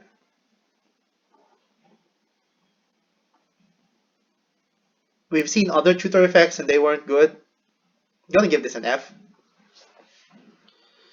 The life gain is not, I don't think it's very relevant. You can't get an enchantment unless it's a saga. Yeah, I think it's an F for me. Graven Lore, 5 to cast. Cry X, where X is the amount of snow mana cast this spell. Then draw 3 cards. It's an instant. Alright, that's relevant. But again, the snow mana thing is an issue. In a blue-white control deck, this isn't good because you'll have to be playing snow. Oh, actually, it's okay. So you can be playing snow island, snow plains. Maybe sometimes you get to scry a bit before drawing cards. You do get to draw 3 cards here, which is kind of fair. Fair draw spell. So this might replace a draw spell. But in Historic, we know that Narset is in the format, which makes draw spells a bit iffy in the main board. That's why blue-white control, for example, doesn't really play a lot of draw spells. Outside of like the fairies, the draw spell, Narset is the draw spell. Aside from that, you have cycling as your draw spell. Yeah, I'll give this a C. Might C play, but it's more leaning towards an F. Blood on the Snow, 6 to cast, choose 1. Destroy all creatures, or destroy all planeswalkers, then return a creature or planeswalker with converted mana cost X when your game read to the battlefield, where X is the amount of snow mana spent to cast this spell. So you need to be casting this spell with a lot of snow mana to actually get something back. It's already a 6 to cast Wrath effect. It is in black, which is kind of relevant. But like a deck that would want this maybe is Sultai and probably can't handle the snow cost to make the return creature planeswalker relevant. Yeah, it's an F.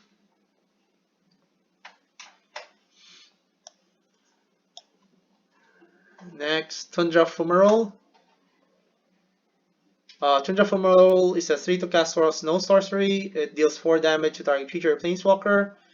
Add, oh yeah, this add 1 colorless mana for each snow mana spent to cast this spell. So if you are in mono red and you have all snow permanents, you get 3 mana back, which is awesome. This is actually a C for me. I mean, as a sideboard card, it's a B. It will definitely see, yeah, so I guess it's a B. In wherever formats mono red is going to be competitive, this is a B. Even as a sideboard card. It's a solid sideboard card. Because you can kill something but get all your mana back. So it's a free spell in that deck, which is amazing. Next, Blessing of Frost. 4 to cast, distribute X +1/+1 counters among any number of creatures you control. Whereas the amount of snow mana spent to cast this spell, draw a card for each creature you control is power 4 or greater.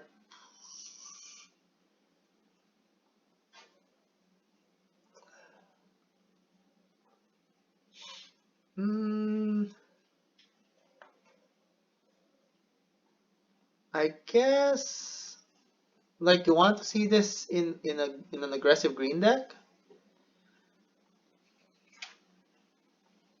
Again, you want to be spending, in order for this to be worthwhile, you want to be spending a lot of snow mana here, so you will have all your forests must be snow forests.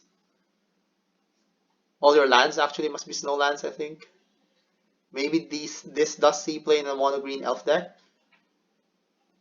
I'll give it a C, leaning towards an F actually.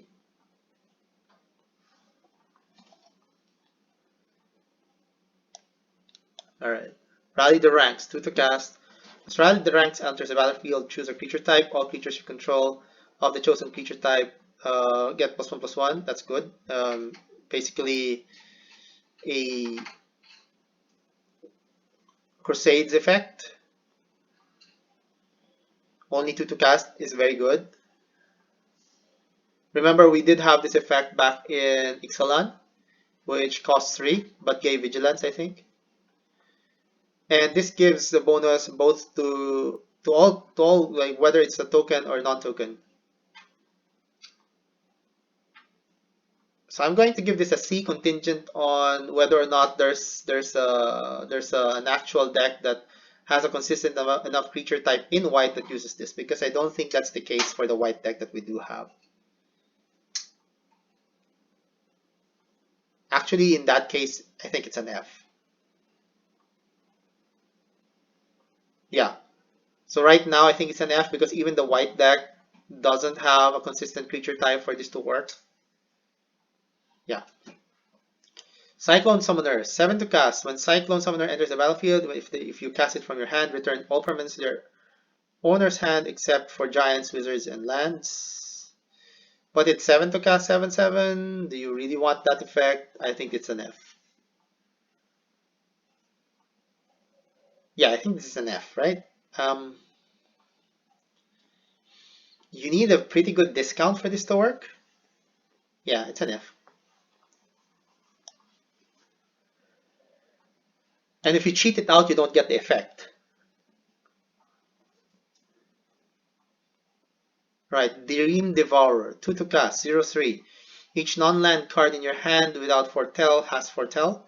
Its Foretell cost is equal to its mana cost reduced by 2. Interesting. But Foretelling is always 2 to cast. Yeah, so whenever you foretell a card, Devourer gets +2/+0 until end of turn. So you can cast it on turn 2 and foretell something turn 3, turn this to a 2/3 and attack. Alright, but then what? So the deck has to be an aggressive foretell deck for this to make sense, right? I mean, at least you can foretell any card in your hand, which means that you'll get a discount to playing it the next turn. But if you're playing an aggressive deck, again, it runs into that issue when you're playing an aggressive deck.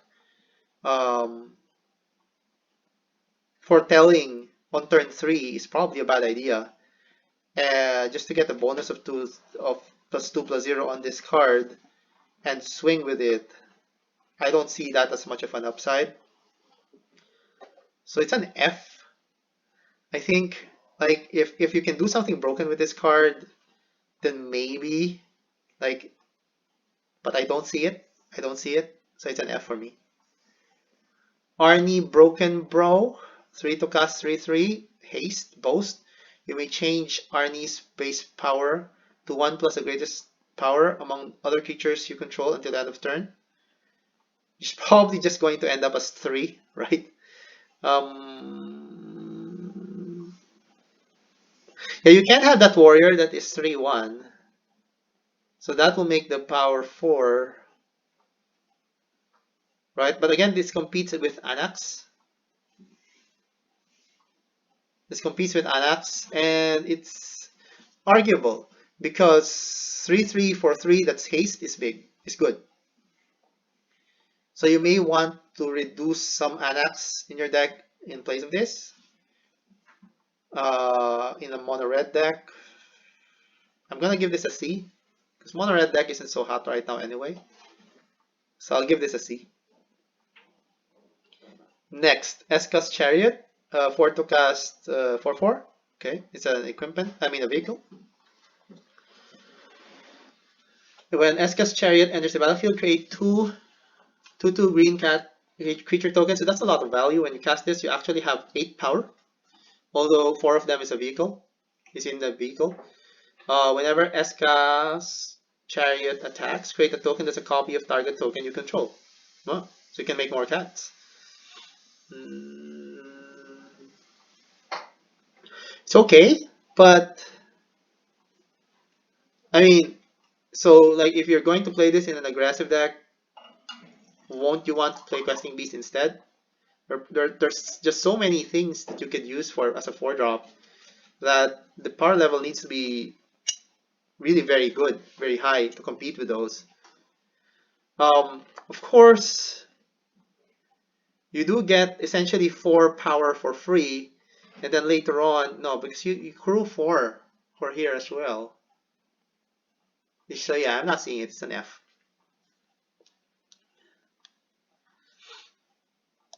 Yeah, these are getting easier uh, to evaluate, I think. These later rares. Glorious Protector, 4 to cast, 3/4. This is the Restoration Angel. Yeah, I like this. Flash Flying. When Glorious Protector enters the battlefield, you may exile any number of non-angel creatures you control. Yeah, this is overcharged. Glorious uh, Restoration Angel. And you control until Glorious Protector leaves the battlefield. So obviously you can pair this with Theorion, right? You can foretell this for a discount. When you cast this, you can exile something to keep them from getting destroyed. If it's a Wrath effect, then this guy dies, and then all of them come back. So you can use it that way. Or you can exile a Yorion. In your turn, cast a Yorion. Exile this. Yorion comes back along with the other stuff you exiled. Yorion exiles stuff, including the Angel. Angel comes back. So it's sort of like a better Charming Prince in that regard. Right, so this will most likely see play. At the very least, the Yorion decks will want this, and Yorion is a thing. So I'm giving this a B. Next, Cosmos Charger. So yeah, in standard, in historic, not so sure. Not so sure. I don't think so in historic. Cosmos Charger, 4 to cast Flash. Flying, 3/3. Foretelling cards from your hand cost 1 less and can be done on any play. Oh, that's nice. That's nice. This is maybe a key card for foretell control decks.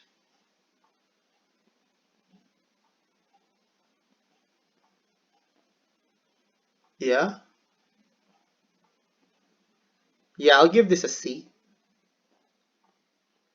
It's a C, so it's contingent on how good all these foretell cards are going to be and how much of them are so good that you can replace the existing cards in a control deck or construct a new control deck in standard. In historic, to replace the existing cards in blue-white control, for example, with foretell cards, and then adding this is just gravy. Next, Crippling Fear. Choose a creature type. Creatures that aren't that chosen type gets -3/-3 until end of turn. It's 4 to cast. I think this is a good effect. It can be a one-sided wrath, and that may be like if we're getting Golgari elves in historic. This may be very relevant. It competes with other wraths when you talk about its use as a control card. It competes with other wraths in black, which we do have, like Extinction Event or Languish, which are better at what they do. Like Languish is -4/-4. So in that sense, this isn't very good. So it's a C, contingent on whether there's a deck that can take advantage of this, like an elf deck. Okay, Dragon Skin Berserker, 2 to cast 2/2, first strike. Both abilities you cast cost 1 less to activate for each dragon you control. So Boast 5, create a, so this is like Dragon Master Outcast, but you have to pay for it, but it's bigger. Um, a C, I guess. Might C play competes with 2 drops currently in red. As a sideboard card though, as a sideboard card I can bump this to B. I can see a red deck just including this, because if you're up against a control deck later on, you can just attack with this and then boast and then create a dragon. And you can do that as early as turn 5. So casting this after a wipe is not so bad. Yeah, I'll give this a B as a sideboard card. In search for greatness, in search of greatness. At the beginning of your upkeep, you may cast a permanent spell from your hand without paying. Wait, sorry, what am I saying? At the beginning of your upkeep, you may cast a permanent card from your hand with converted mana cost equal to 1 plus the highest converted mana cost among other permanents you control without paying its mana cost if you don't scry 1. Alright, so this can be broken.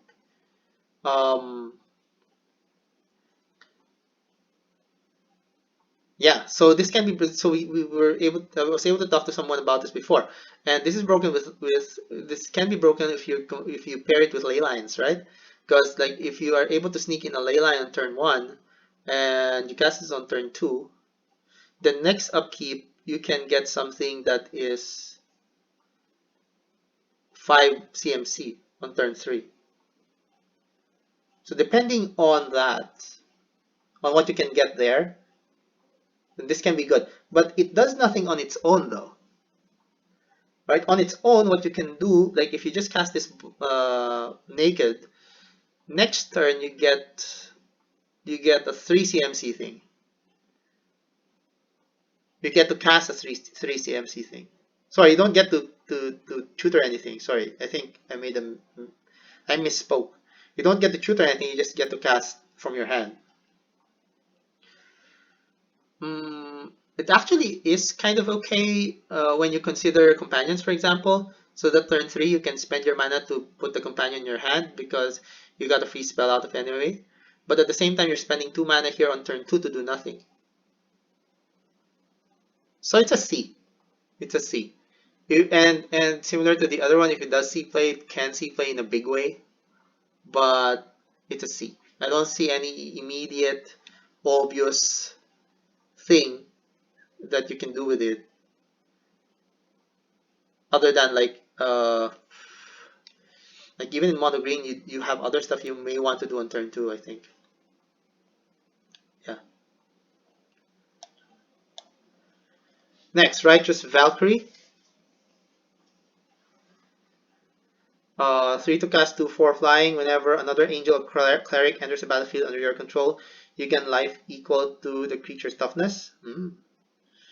As long as you have 7 life or more than your starting life total, creatures you control, wow, gets +2/+2. So this slots into the life gain deck, which we know exists in Historic, and can get out of hand. This is a 3 to cast 2/4 flying, which is pretty good. Yeah, I'm willing to give this a B. I see that it has a home in Historic. And that deck is probably a tier 1.5 deck, I guess. Maybe tier 2, I'm not sure. In standard though, you need to. Yeah, and at the same time it plays a lot of clerics, right? That deck plays a lot of clerics. The Soul Warden is cleric, if I'm not mistaken. Yeah, but in standard I think it's an F.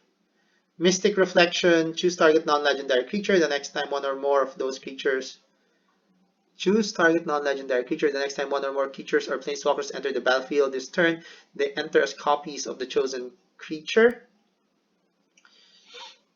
Alright, yeah, so you can turn Anissa into whatever small creature there is on the battlefield, and so sort of counter it that way. But you do need to have a target for that to happen.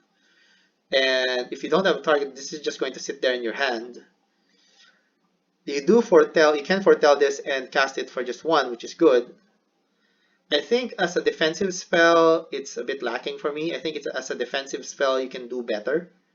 Like a counter spell would be better. So I think as a defensive spell, this is an F. As a combo card, though, it may have some. It may have some use, right? So if you do have a relevant creature in the battlefield, and then you cast this for just one blue, you can turn any card in your hand into any creature in your hand into a copy of a creature that's already on the battlefield. And you can even turn it into a creature that is on the opponent's side. And it's one or more creatures. So if you have a spell that creates tokens, all those tokens are going to enter as the target that you specified. So that can be big. So that in terms of that application, like if there's an application for that, then that's a C. Then I'm giving it a C, contingent on that application. Um, and yeah, so that if there is such an application like that, there is a possibility for that to be broken, like the previous ones that we talked about. But as a defensive spell, I don't buy it. I don't think it's good. Just counter the spell. Okay, next. Scamfar Avenger. 2 to cast 3/1 whenever another non-token elf or berserker you control dies, you draw a card or lose one life. So this is a Midnight Reaper for elves, which is good. So definitely I would give this a B in historic because I believe that there'll be an elf deck in historic, so this will find a way there, its way there. Plus we have better lands now since we will have the pathways for Golgari, which means we have Overgrown Tomb, Woodland, and Pathway, which is very good. For standard, I think it's an F. Reptus Crew. 4 to cast, create X 2 red dwarf berserker creature tokens, where X is the number of vehicles you control plus the number of equipment you control, and then you can attach those equipments to these guys. This is very fun. This actually may be very good. I'm not sure. It depends on how many. Oh, we have that. We have that. Like in historic, we have that one to cast artifact, right? I mean that one to cast equipment that gives plus 20 plus 20 or something like that. Is it plus 20 plus 20 or plus 10 plus 10? Right, that hammer. So yeah, that might be good. I'm gonna say this is a C, depending on how broken that interaction is. But I think that's only in historic. I'm not sure we can make this work in standard. Or is it? I forgot what expansion that is. And anyway, you get the idea. That there's definitely a room to make that work. If you can put in some more like uh, relevant equipment in that deck and then cast this, then that may be very explosive, a very explosive turn. But then that's contingent to actually casting this at the right time when you have a lot of those equipment and vehicles in play. Alright, so it's a C.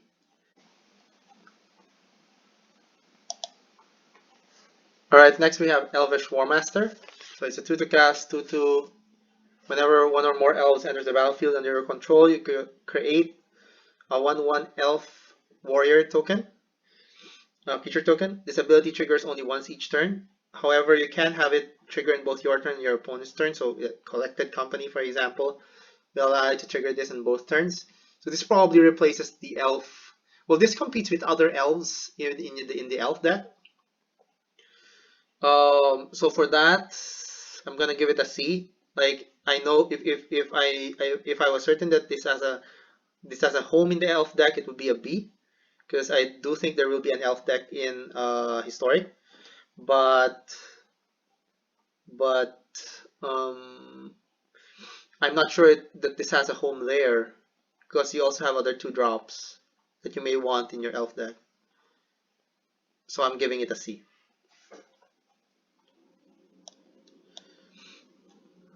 Oh, we're almost done with the rares, or at least the monocolored rares. Runeforge Champion is a 3 to cast 2/3. When Runeforge Champion enters the battlefield with this dwarf, you may search your library and graveyard for a rune card, reveal it, and put it into your hand. If you search your library this way, shuffle it, you may pay 1 rather than pay the mana cost for rune spells you cast. We'll need to look at what these rune spells are. Oh, there we go.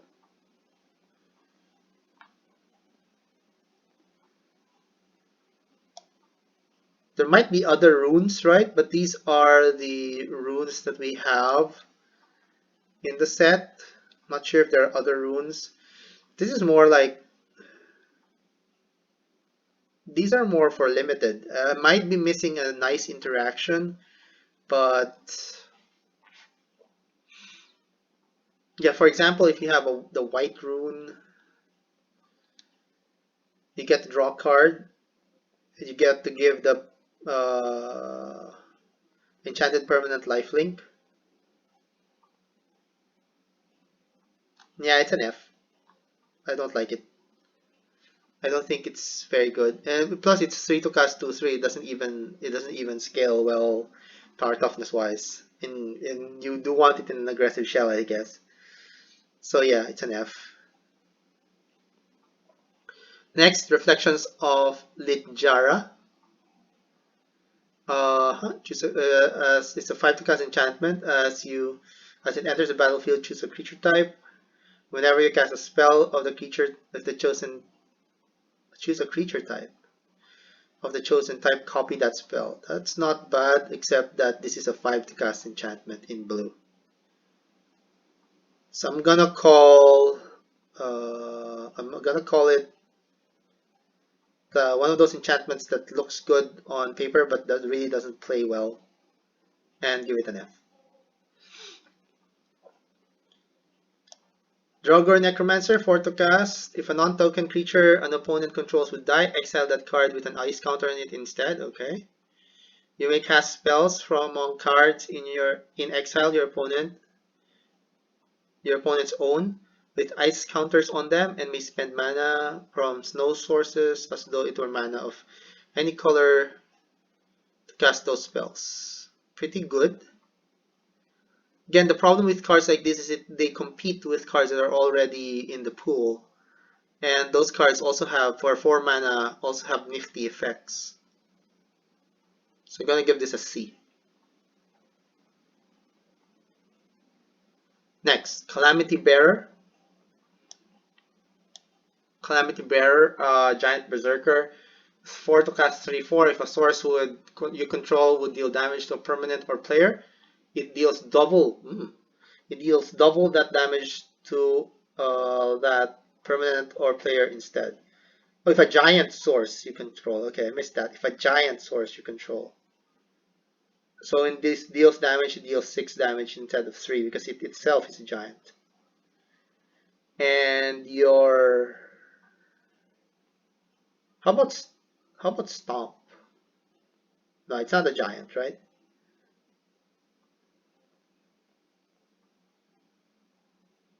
Yeah, this is a nice effect, but I don't really see a giant deck, so it's an F. Old Growth Troll, 3 to cast, alright. So this at least, you at least may want to replace some of your Yorvos with this since it's legendary. I mean, Yorvo is legendary, this is not. So it's 3 to cast 4/4 trample. When Old Growth Troll dies, if it was a creature, return it to the battlefield. It's an aura. Enchantment with Enchant Forest you control, and Enchanted Forest has add 2 green and 1 sacrifice this land, create a tapped 4/4 green troll warrior creature token with trample. Yeah, that's pretty good. I think, well, it competes with Yorvo. It's obviously in mono green. It obviously fits in mono green. It's not an elf. So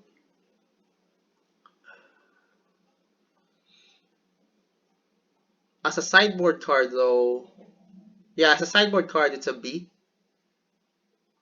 Because I think you do want to sideboard this. If you're mono green, you want to sideboard this versus control. Although at the same time, we don't, like I said, again, we don't have a working control deck. But you still might want to sideboard this against, I don't know, some mid-range decks. Yeah, I guess a sideboard card is a B. Maybe even a B. If you're gonna you may want to replace some Yorvos with this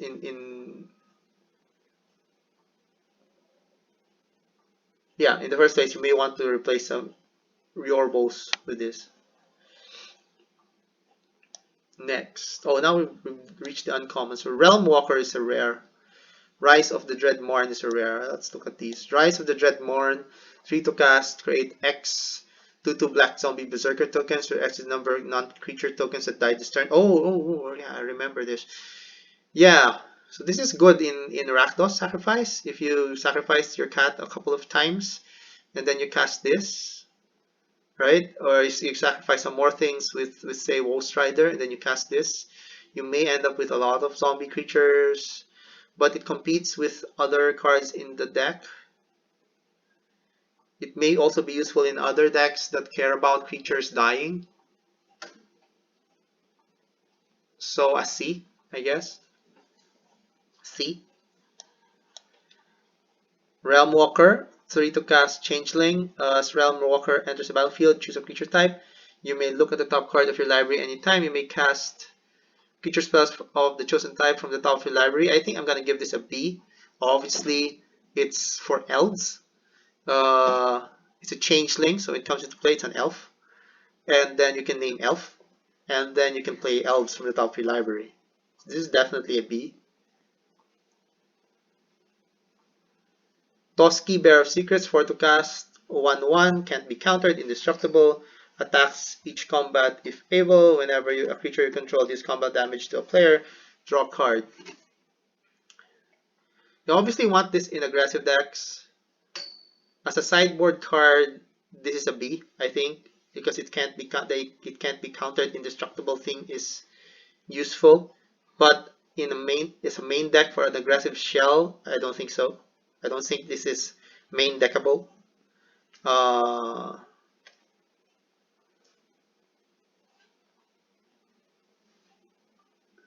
Yeah, because it's a 1/1. Come on, in an aggressive deck, a 1/1 that sometimes has an upside because it can't be countered is indestructible.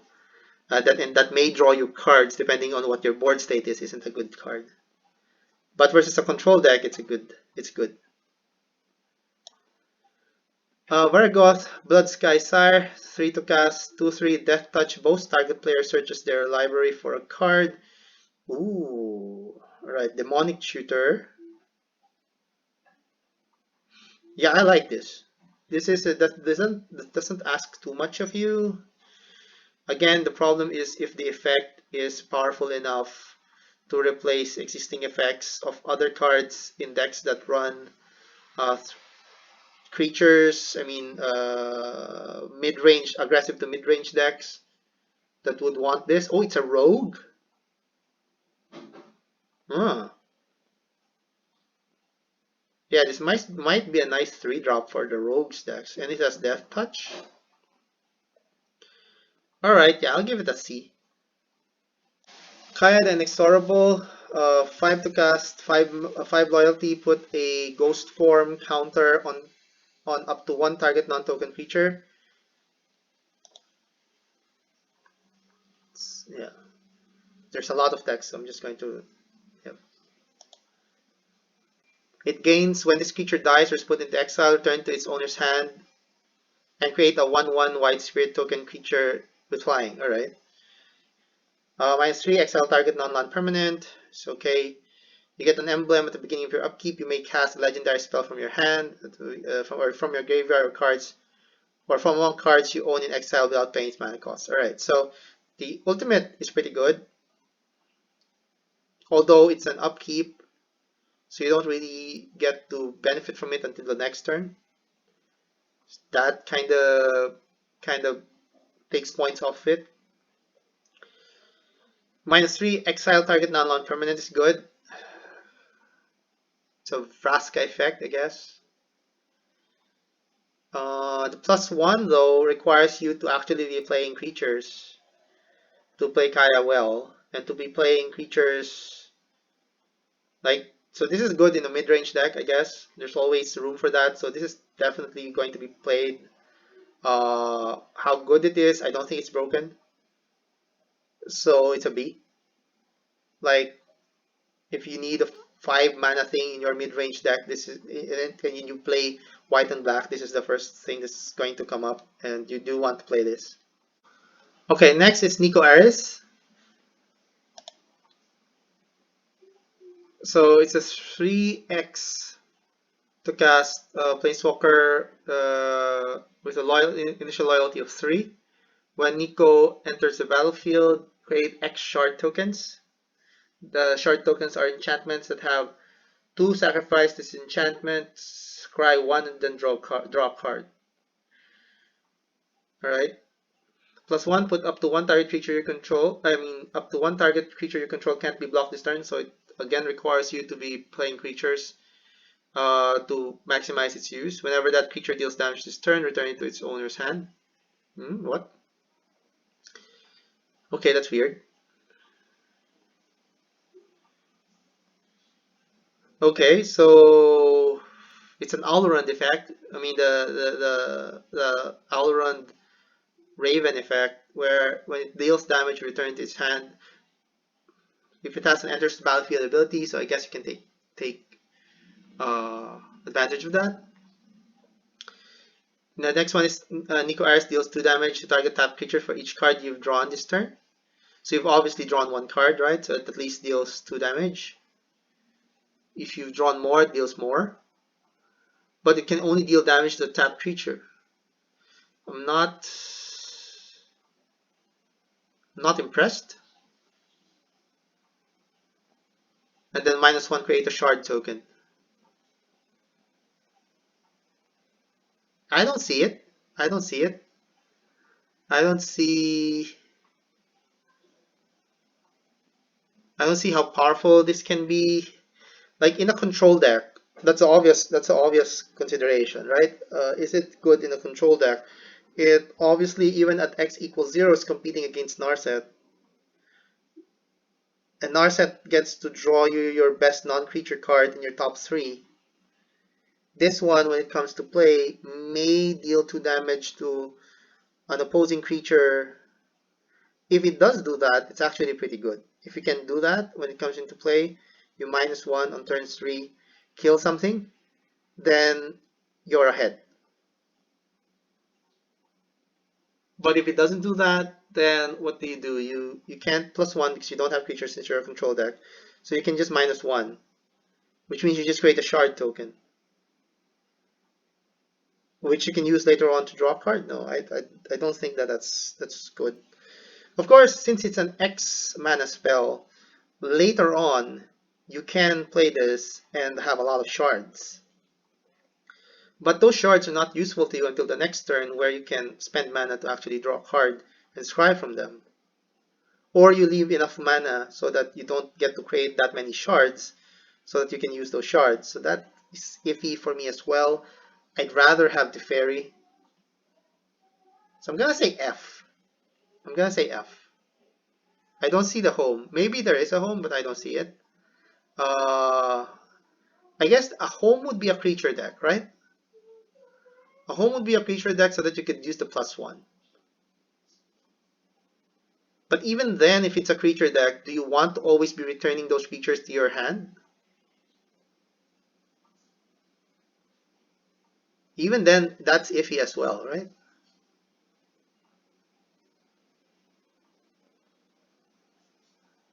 Yeah, so I think it's an F. I don't think this card will see play. Raven's Warning, 3 to cast Saga. First, create a blue bird creature token. So when it comes to play, you get a 1/1 and gain 2 life. Not bad. Uh, Chapter 2, whenever one or more creatures you control is flying deals combat damage to a player, look at that player's hand and draw a card. The fact that you do have a 1/1 blue creature token is good, right? So it gives this, the second chapter gives it relevance. Then the third one, you may put a card you own from outside the game on top of your library. That's pretty good. So this competes with other 3 drops where it's relevant. I think it's relevant in a control deck or maybe a Doom Foretold deck. But I think it's pretty good, and I'm willing to give it a B. It's because I think that a Doom Foretold deck will want to run at least one of these. An Esper Doom Foretold deck, I guess. And in historic, I'm not so sure because you don't want to tap out, right? So I'm not so sure. I think it's a C in historic. But yeah, I think in standard it's a B. King Nafri's Betrayal, 3 to cast Saga. Each player mills 4 cards, then you may exile a creature or planeswalker card from your each graveyard. In Chapter 2, until end of turn, you may cast spells from among cards exiled with King Nafri's Betrayal. Oh. Right, so you can exile 2 things from the first chapter, and for the second and third chapter, you may cast those things. That's not bad. And since we're milling cards, this actually helps rogues. But it's a 3-drop. Rogues don't really have lots of 3-drops, right? Yeah.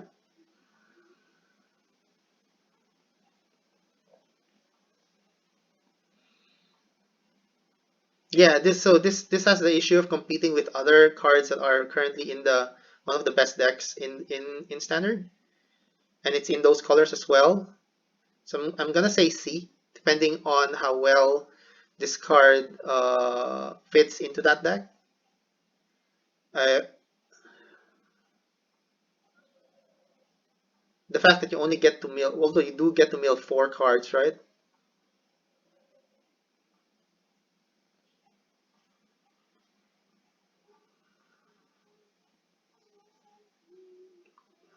So is it an auto includes the question, right? Is it an auto include?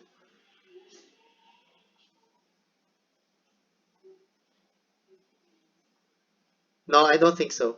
Because then you won't be doing anything else on that turn, which is very important for a tempo-ish deck like Rogue has to be many times. So yeah, I won't say it's a B. It's a C, and the more I think about it, it seems like an F. Next, Blood Sky Massacre. So this is the Rakdos saga. So one, create a 2/3 red Berserker with menace. Okay, that's good. Whenever a Berserker attacks this turn, you draw a card and lose 1 life. So it's similar to Raven's Warning in that sense. And then 3, add a 1 red for each Berserker you control. Until end of turn, you don't lose this mana as steps and phases end. So if you have other Berserkers, that can ramp you in turn 3. But it's in Rakdos. So you need a Berserker deck to actually really take advantage of this. If it's the Rakdos deck, this is competing with other stuff on turn 3, which I think is more crucial to the deck, like Timaret's Call of Timaret, or yeah, that saga, Timaret saga. So this is a C, similar to King Nafi's Betrayal and teetering towards an F. I'd like to say unless there's a Berserker deck or a deck with a lot of Berserkers, this is an F. Waking the Trolls. 6 to cast. First chapter, destroy target land. 6 to cast, already a big no-no. Chapter 2, put target land card from graveyard to the battlefield under your control. Chapter 3, choose target opponent. If they control fewer lands than you, create a number of 4/4 green troll warrior creature tokens with trample equal to the difference. F. Battle of Bretagard. Yeah, I didn't even give a reason. No, it's a bad card, I think. Like at turn 6 or at 6 lands, all you're going to do is destroy land. No. Battle for Bretagard. Create a 1/1 white human warrior warrior token. Chapter 2, create an elf. Chapter 3, choose any number of artifact tokens and or creature tokens you control with different names. Artifact tokens, and also tokens only. So you can, for each of them, create a token that's a copy. So you can double your human warrior, elf warrior, but they have to have different names. F. Furious Retribution, create a 4/4 Angel Warrior token with Flying Vigilance. Okay, that's about the cost of a 4 mana. Until end of turn, you control creatures you control have destroy target creature with power less than this creature. Oh, that's good. Angels you control gain double strike until end of turn. That's not really relevant, but the other two are. And in a Doom Foretold deck, I think this is okay. I think it's a B. I think any Doom Foretold deck would want one of these. Battle of Frost and Fire, 5 to cast. First chapter, Battle of Frost and Fire deals 4 damage to each non-giant creature and each planeswalker. Okay. 2 Scry 3. Whenever you cast a spell with converted mana cost 5 or greater this turn, draw 2 cards, then discard a card. Alright. All of this is good except for the colors. In blue-red, so you want this in a giant deck? I don't see that. I don't see that happening in constructed. I'll be willing to take this in limited. It's an F for me. Herald Unite the Elves. Alright. I see elves in a saga in black and green. And I immediately think that it's probably going to be good. Mill 3 cards. You may put an elf or a Tivar card from your graveyard onto the battlefield. Whoa. That's pretty good. Yeah, that's pretty good. Next, put a +1/+1 counter on each elf you control. Not very good.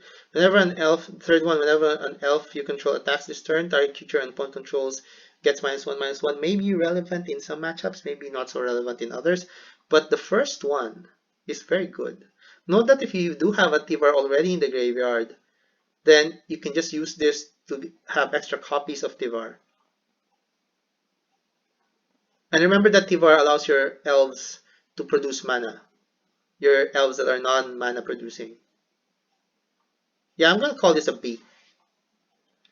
Because if you have a black-green elves deck, then you do want that. At least one of those. Or you may want that in the sideboard. Yeah, but that's a good card for that deck. Next, Showdown of Scalds. First chapter, exile the top 4 cards of your library until, yeah, it's this one. Until the end of your next turn, you may play those cards. And then 2 and 3, whenever you cast a spell this until the end of your next turn. Yeah. Whenever you cast a spell this turn, put a +1/+1 counter on target creature you control. That's pretty good.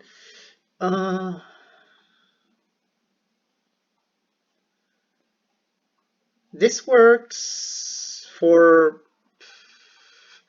Problem is if this is what you're going to do in an aggressive deck in turn 4, that's not really advancing your game plan by a lot on turn 4. And if not, then you're not. If you're not an aggressive deck, then chapters 2 and 3 become bad. So I'm gonna say F. Bears of Litjara. First, create a 2/2 blue shapeshifter token as a changeling. Okay. Next, any number of target shapeshifter creatures you control have base power and toughness 4/4. Okay, so they become not until end of turn. So your 2/2 becomes a 4/4 next turn. Right? If it survives, it becomes a 4/4. So this is really a 3 to cast 4/4. All right, but does nothing really. Like 1 and 2 does little unless you have other shapeshifters that can benefit from becoming 4/4 on turn 3. Then chapter 3, choose up to 1 target creature planeswalker. Each creature with power 4 or greater you control this damage deals damage equal to okay.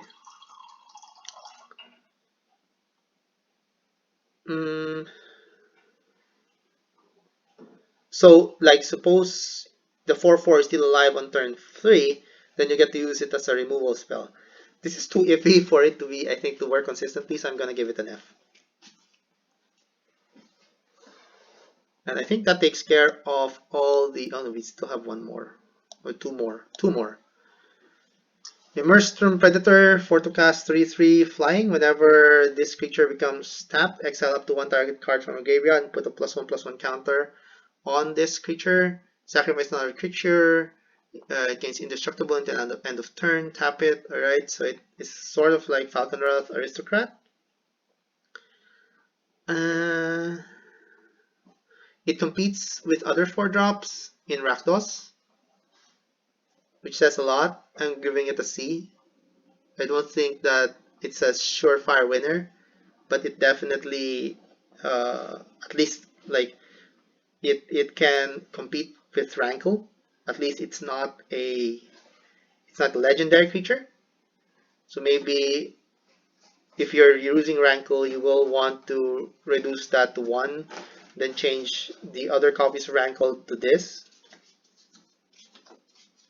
And it also has a free sacrifice effect, which may be useful. So I think it's a C. Next, Sarulf Realm Eater, 3 to cast, 3/3. Whenever a permanent an opponent controls is put into a graveyard from the battlefield, put a +1/+1 counter on this creature. At the beginning of your upkeep, if Sarulf has one or more +1/+1 counters on it, you may remove all of them. If you do, exile each of the non-land permanent with converted mana cost less than or equal to the number of counters you. Oh.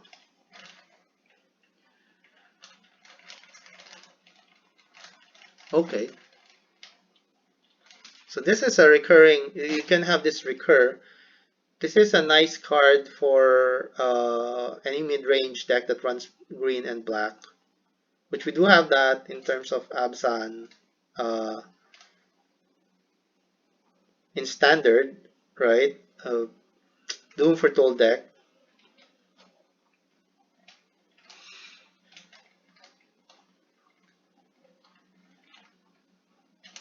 Yeah, this might be good. I'll give it a C. I don't see directly where. I don't think that it's an auto include for a Doom Foretold deck. Right. Okay, very quickly, Cosmos Elixir for to cast. At the beginning of your end step, draw a card if your life total is greater than your starting life total, otherwise gain 2 life F.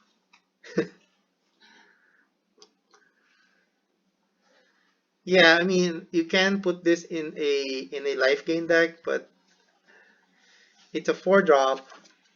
That's already a deck that doesn't really run a lot of lands. And then this one is a 4-drop, and all it's going to do for you on the first turn is draw your card. No, it's an F. Mask Good Nexus, 4 to cast, creatures you control are every creature type. Okay. Same is true for yeah, other creatures you control, for creature spells you control and creature cards you own that aren't on the battlefield. That's interesting. And then you can create a 2/2 blue shapeshifter creature. Okay, token generator. The first part, I don't know if that can be abused. The second part is meh. So I'm going to give this a C, contingent on the first part getting abused. But if it's only the second part, it's an F. Fire of Heroes, 2 to cast, sacrifice a creature. Oh, right, I know this. Search your library for a creature card that shares a creature type with sacrifice creatures. Yeah. This is the birthing pod, the new birthing pod. Put that creature card in the battlefield and shuffle your library. Activate this ability only anytime you can cast a sorcery. Yeah, I'm gonna give this a B. I think that there's some funky deck in both either standard or historic that can use this. And it's not legendary, so you can have multiples of this, and I think you can do a lot of nice stuff with it. Is it broken? I don't know. I don't know. You got to look at all the possible creatures that are in the set, whether or not there's a number of infinite combos that you can do with this. I don't know yet, but if you do, please let me know. But it's definitely a B. I think this is gonna see play. Tyrite Sanctum, legendary creature becomes a god in addition to other types. Put a +1/+1 counter on it.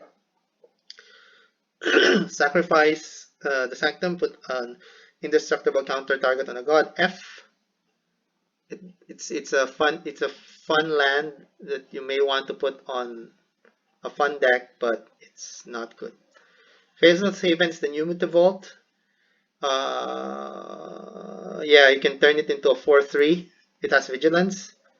So it means really, since it has vigilance, that you can use it as a land still. So really the cost, yeah, so that means that the cost, you can still use this as a land. So it doesn't cost 4. So otherwise, it's costing 4 because you need to tap with it to attack. Again, the only question here is how important the snow lands are going to be and how useful, or I mean how effective it's going to be if it's more than 2 colors. I'm gonna give this now I'm gonna give this a B because there's probably one snow deck that's going to be good, right? And whatever that snow deck is going to be is going to use this. Alright, so I'm gonna go ahead and give this a B. Next, World Tree. Comes into battlefield tap, add green, as long as you control 6 or more lands. Your lands add 1 mana of any color. Then you can play 1, 2, 3, 4, 5, 6, 7, 8, 9, 10. 10?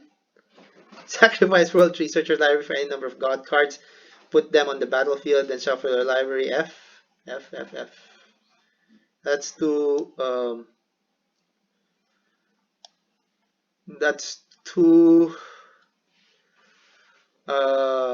much of a stretch for it to actually work, I think. Alright, so the rest of the pathways, so we know that those are good. Alright, so that's it. That's it for my constructed review of rares and mythics for Kaldheim. And I hope that it was informative, and let me know what you agree with, what you don't agree with. And thank you everyone for watching.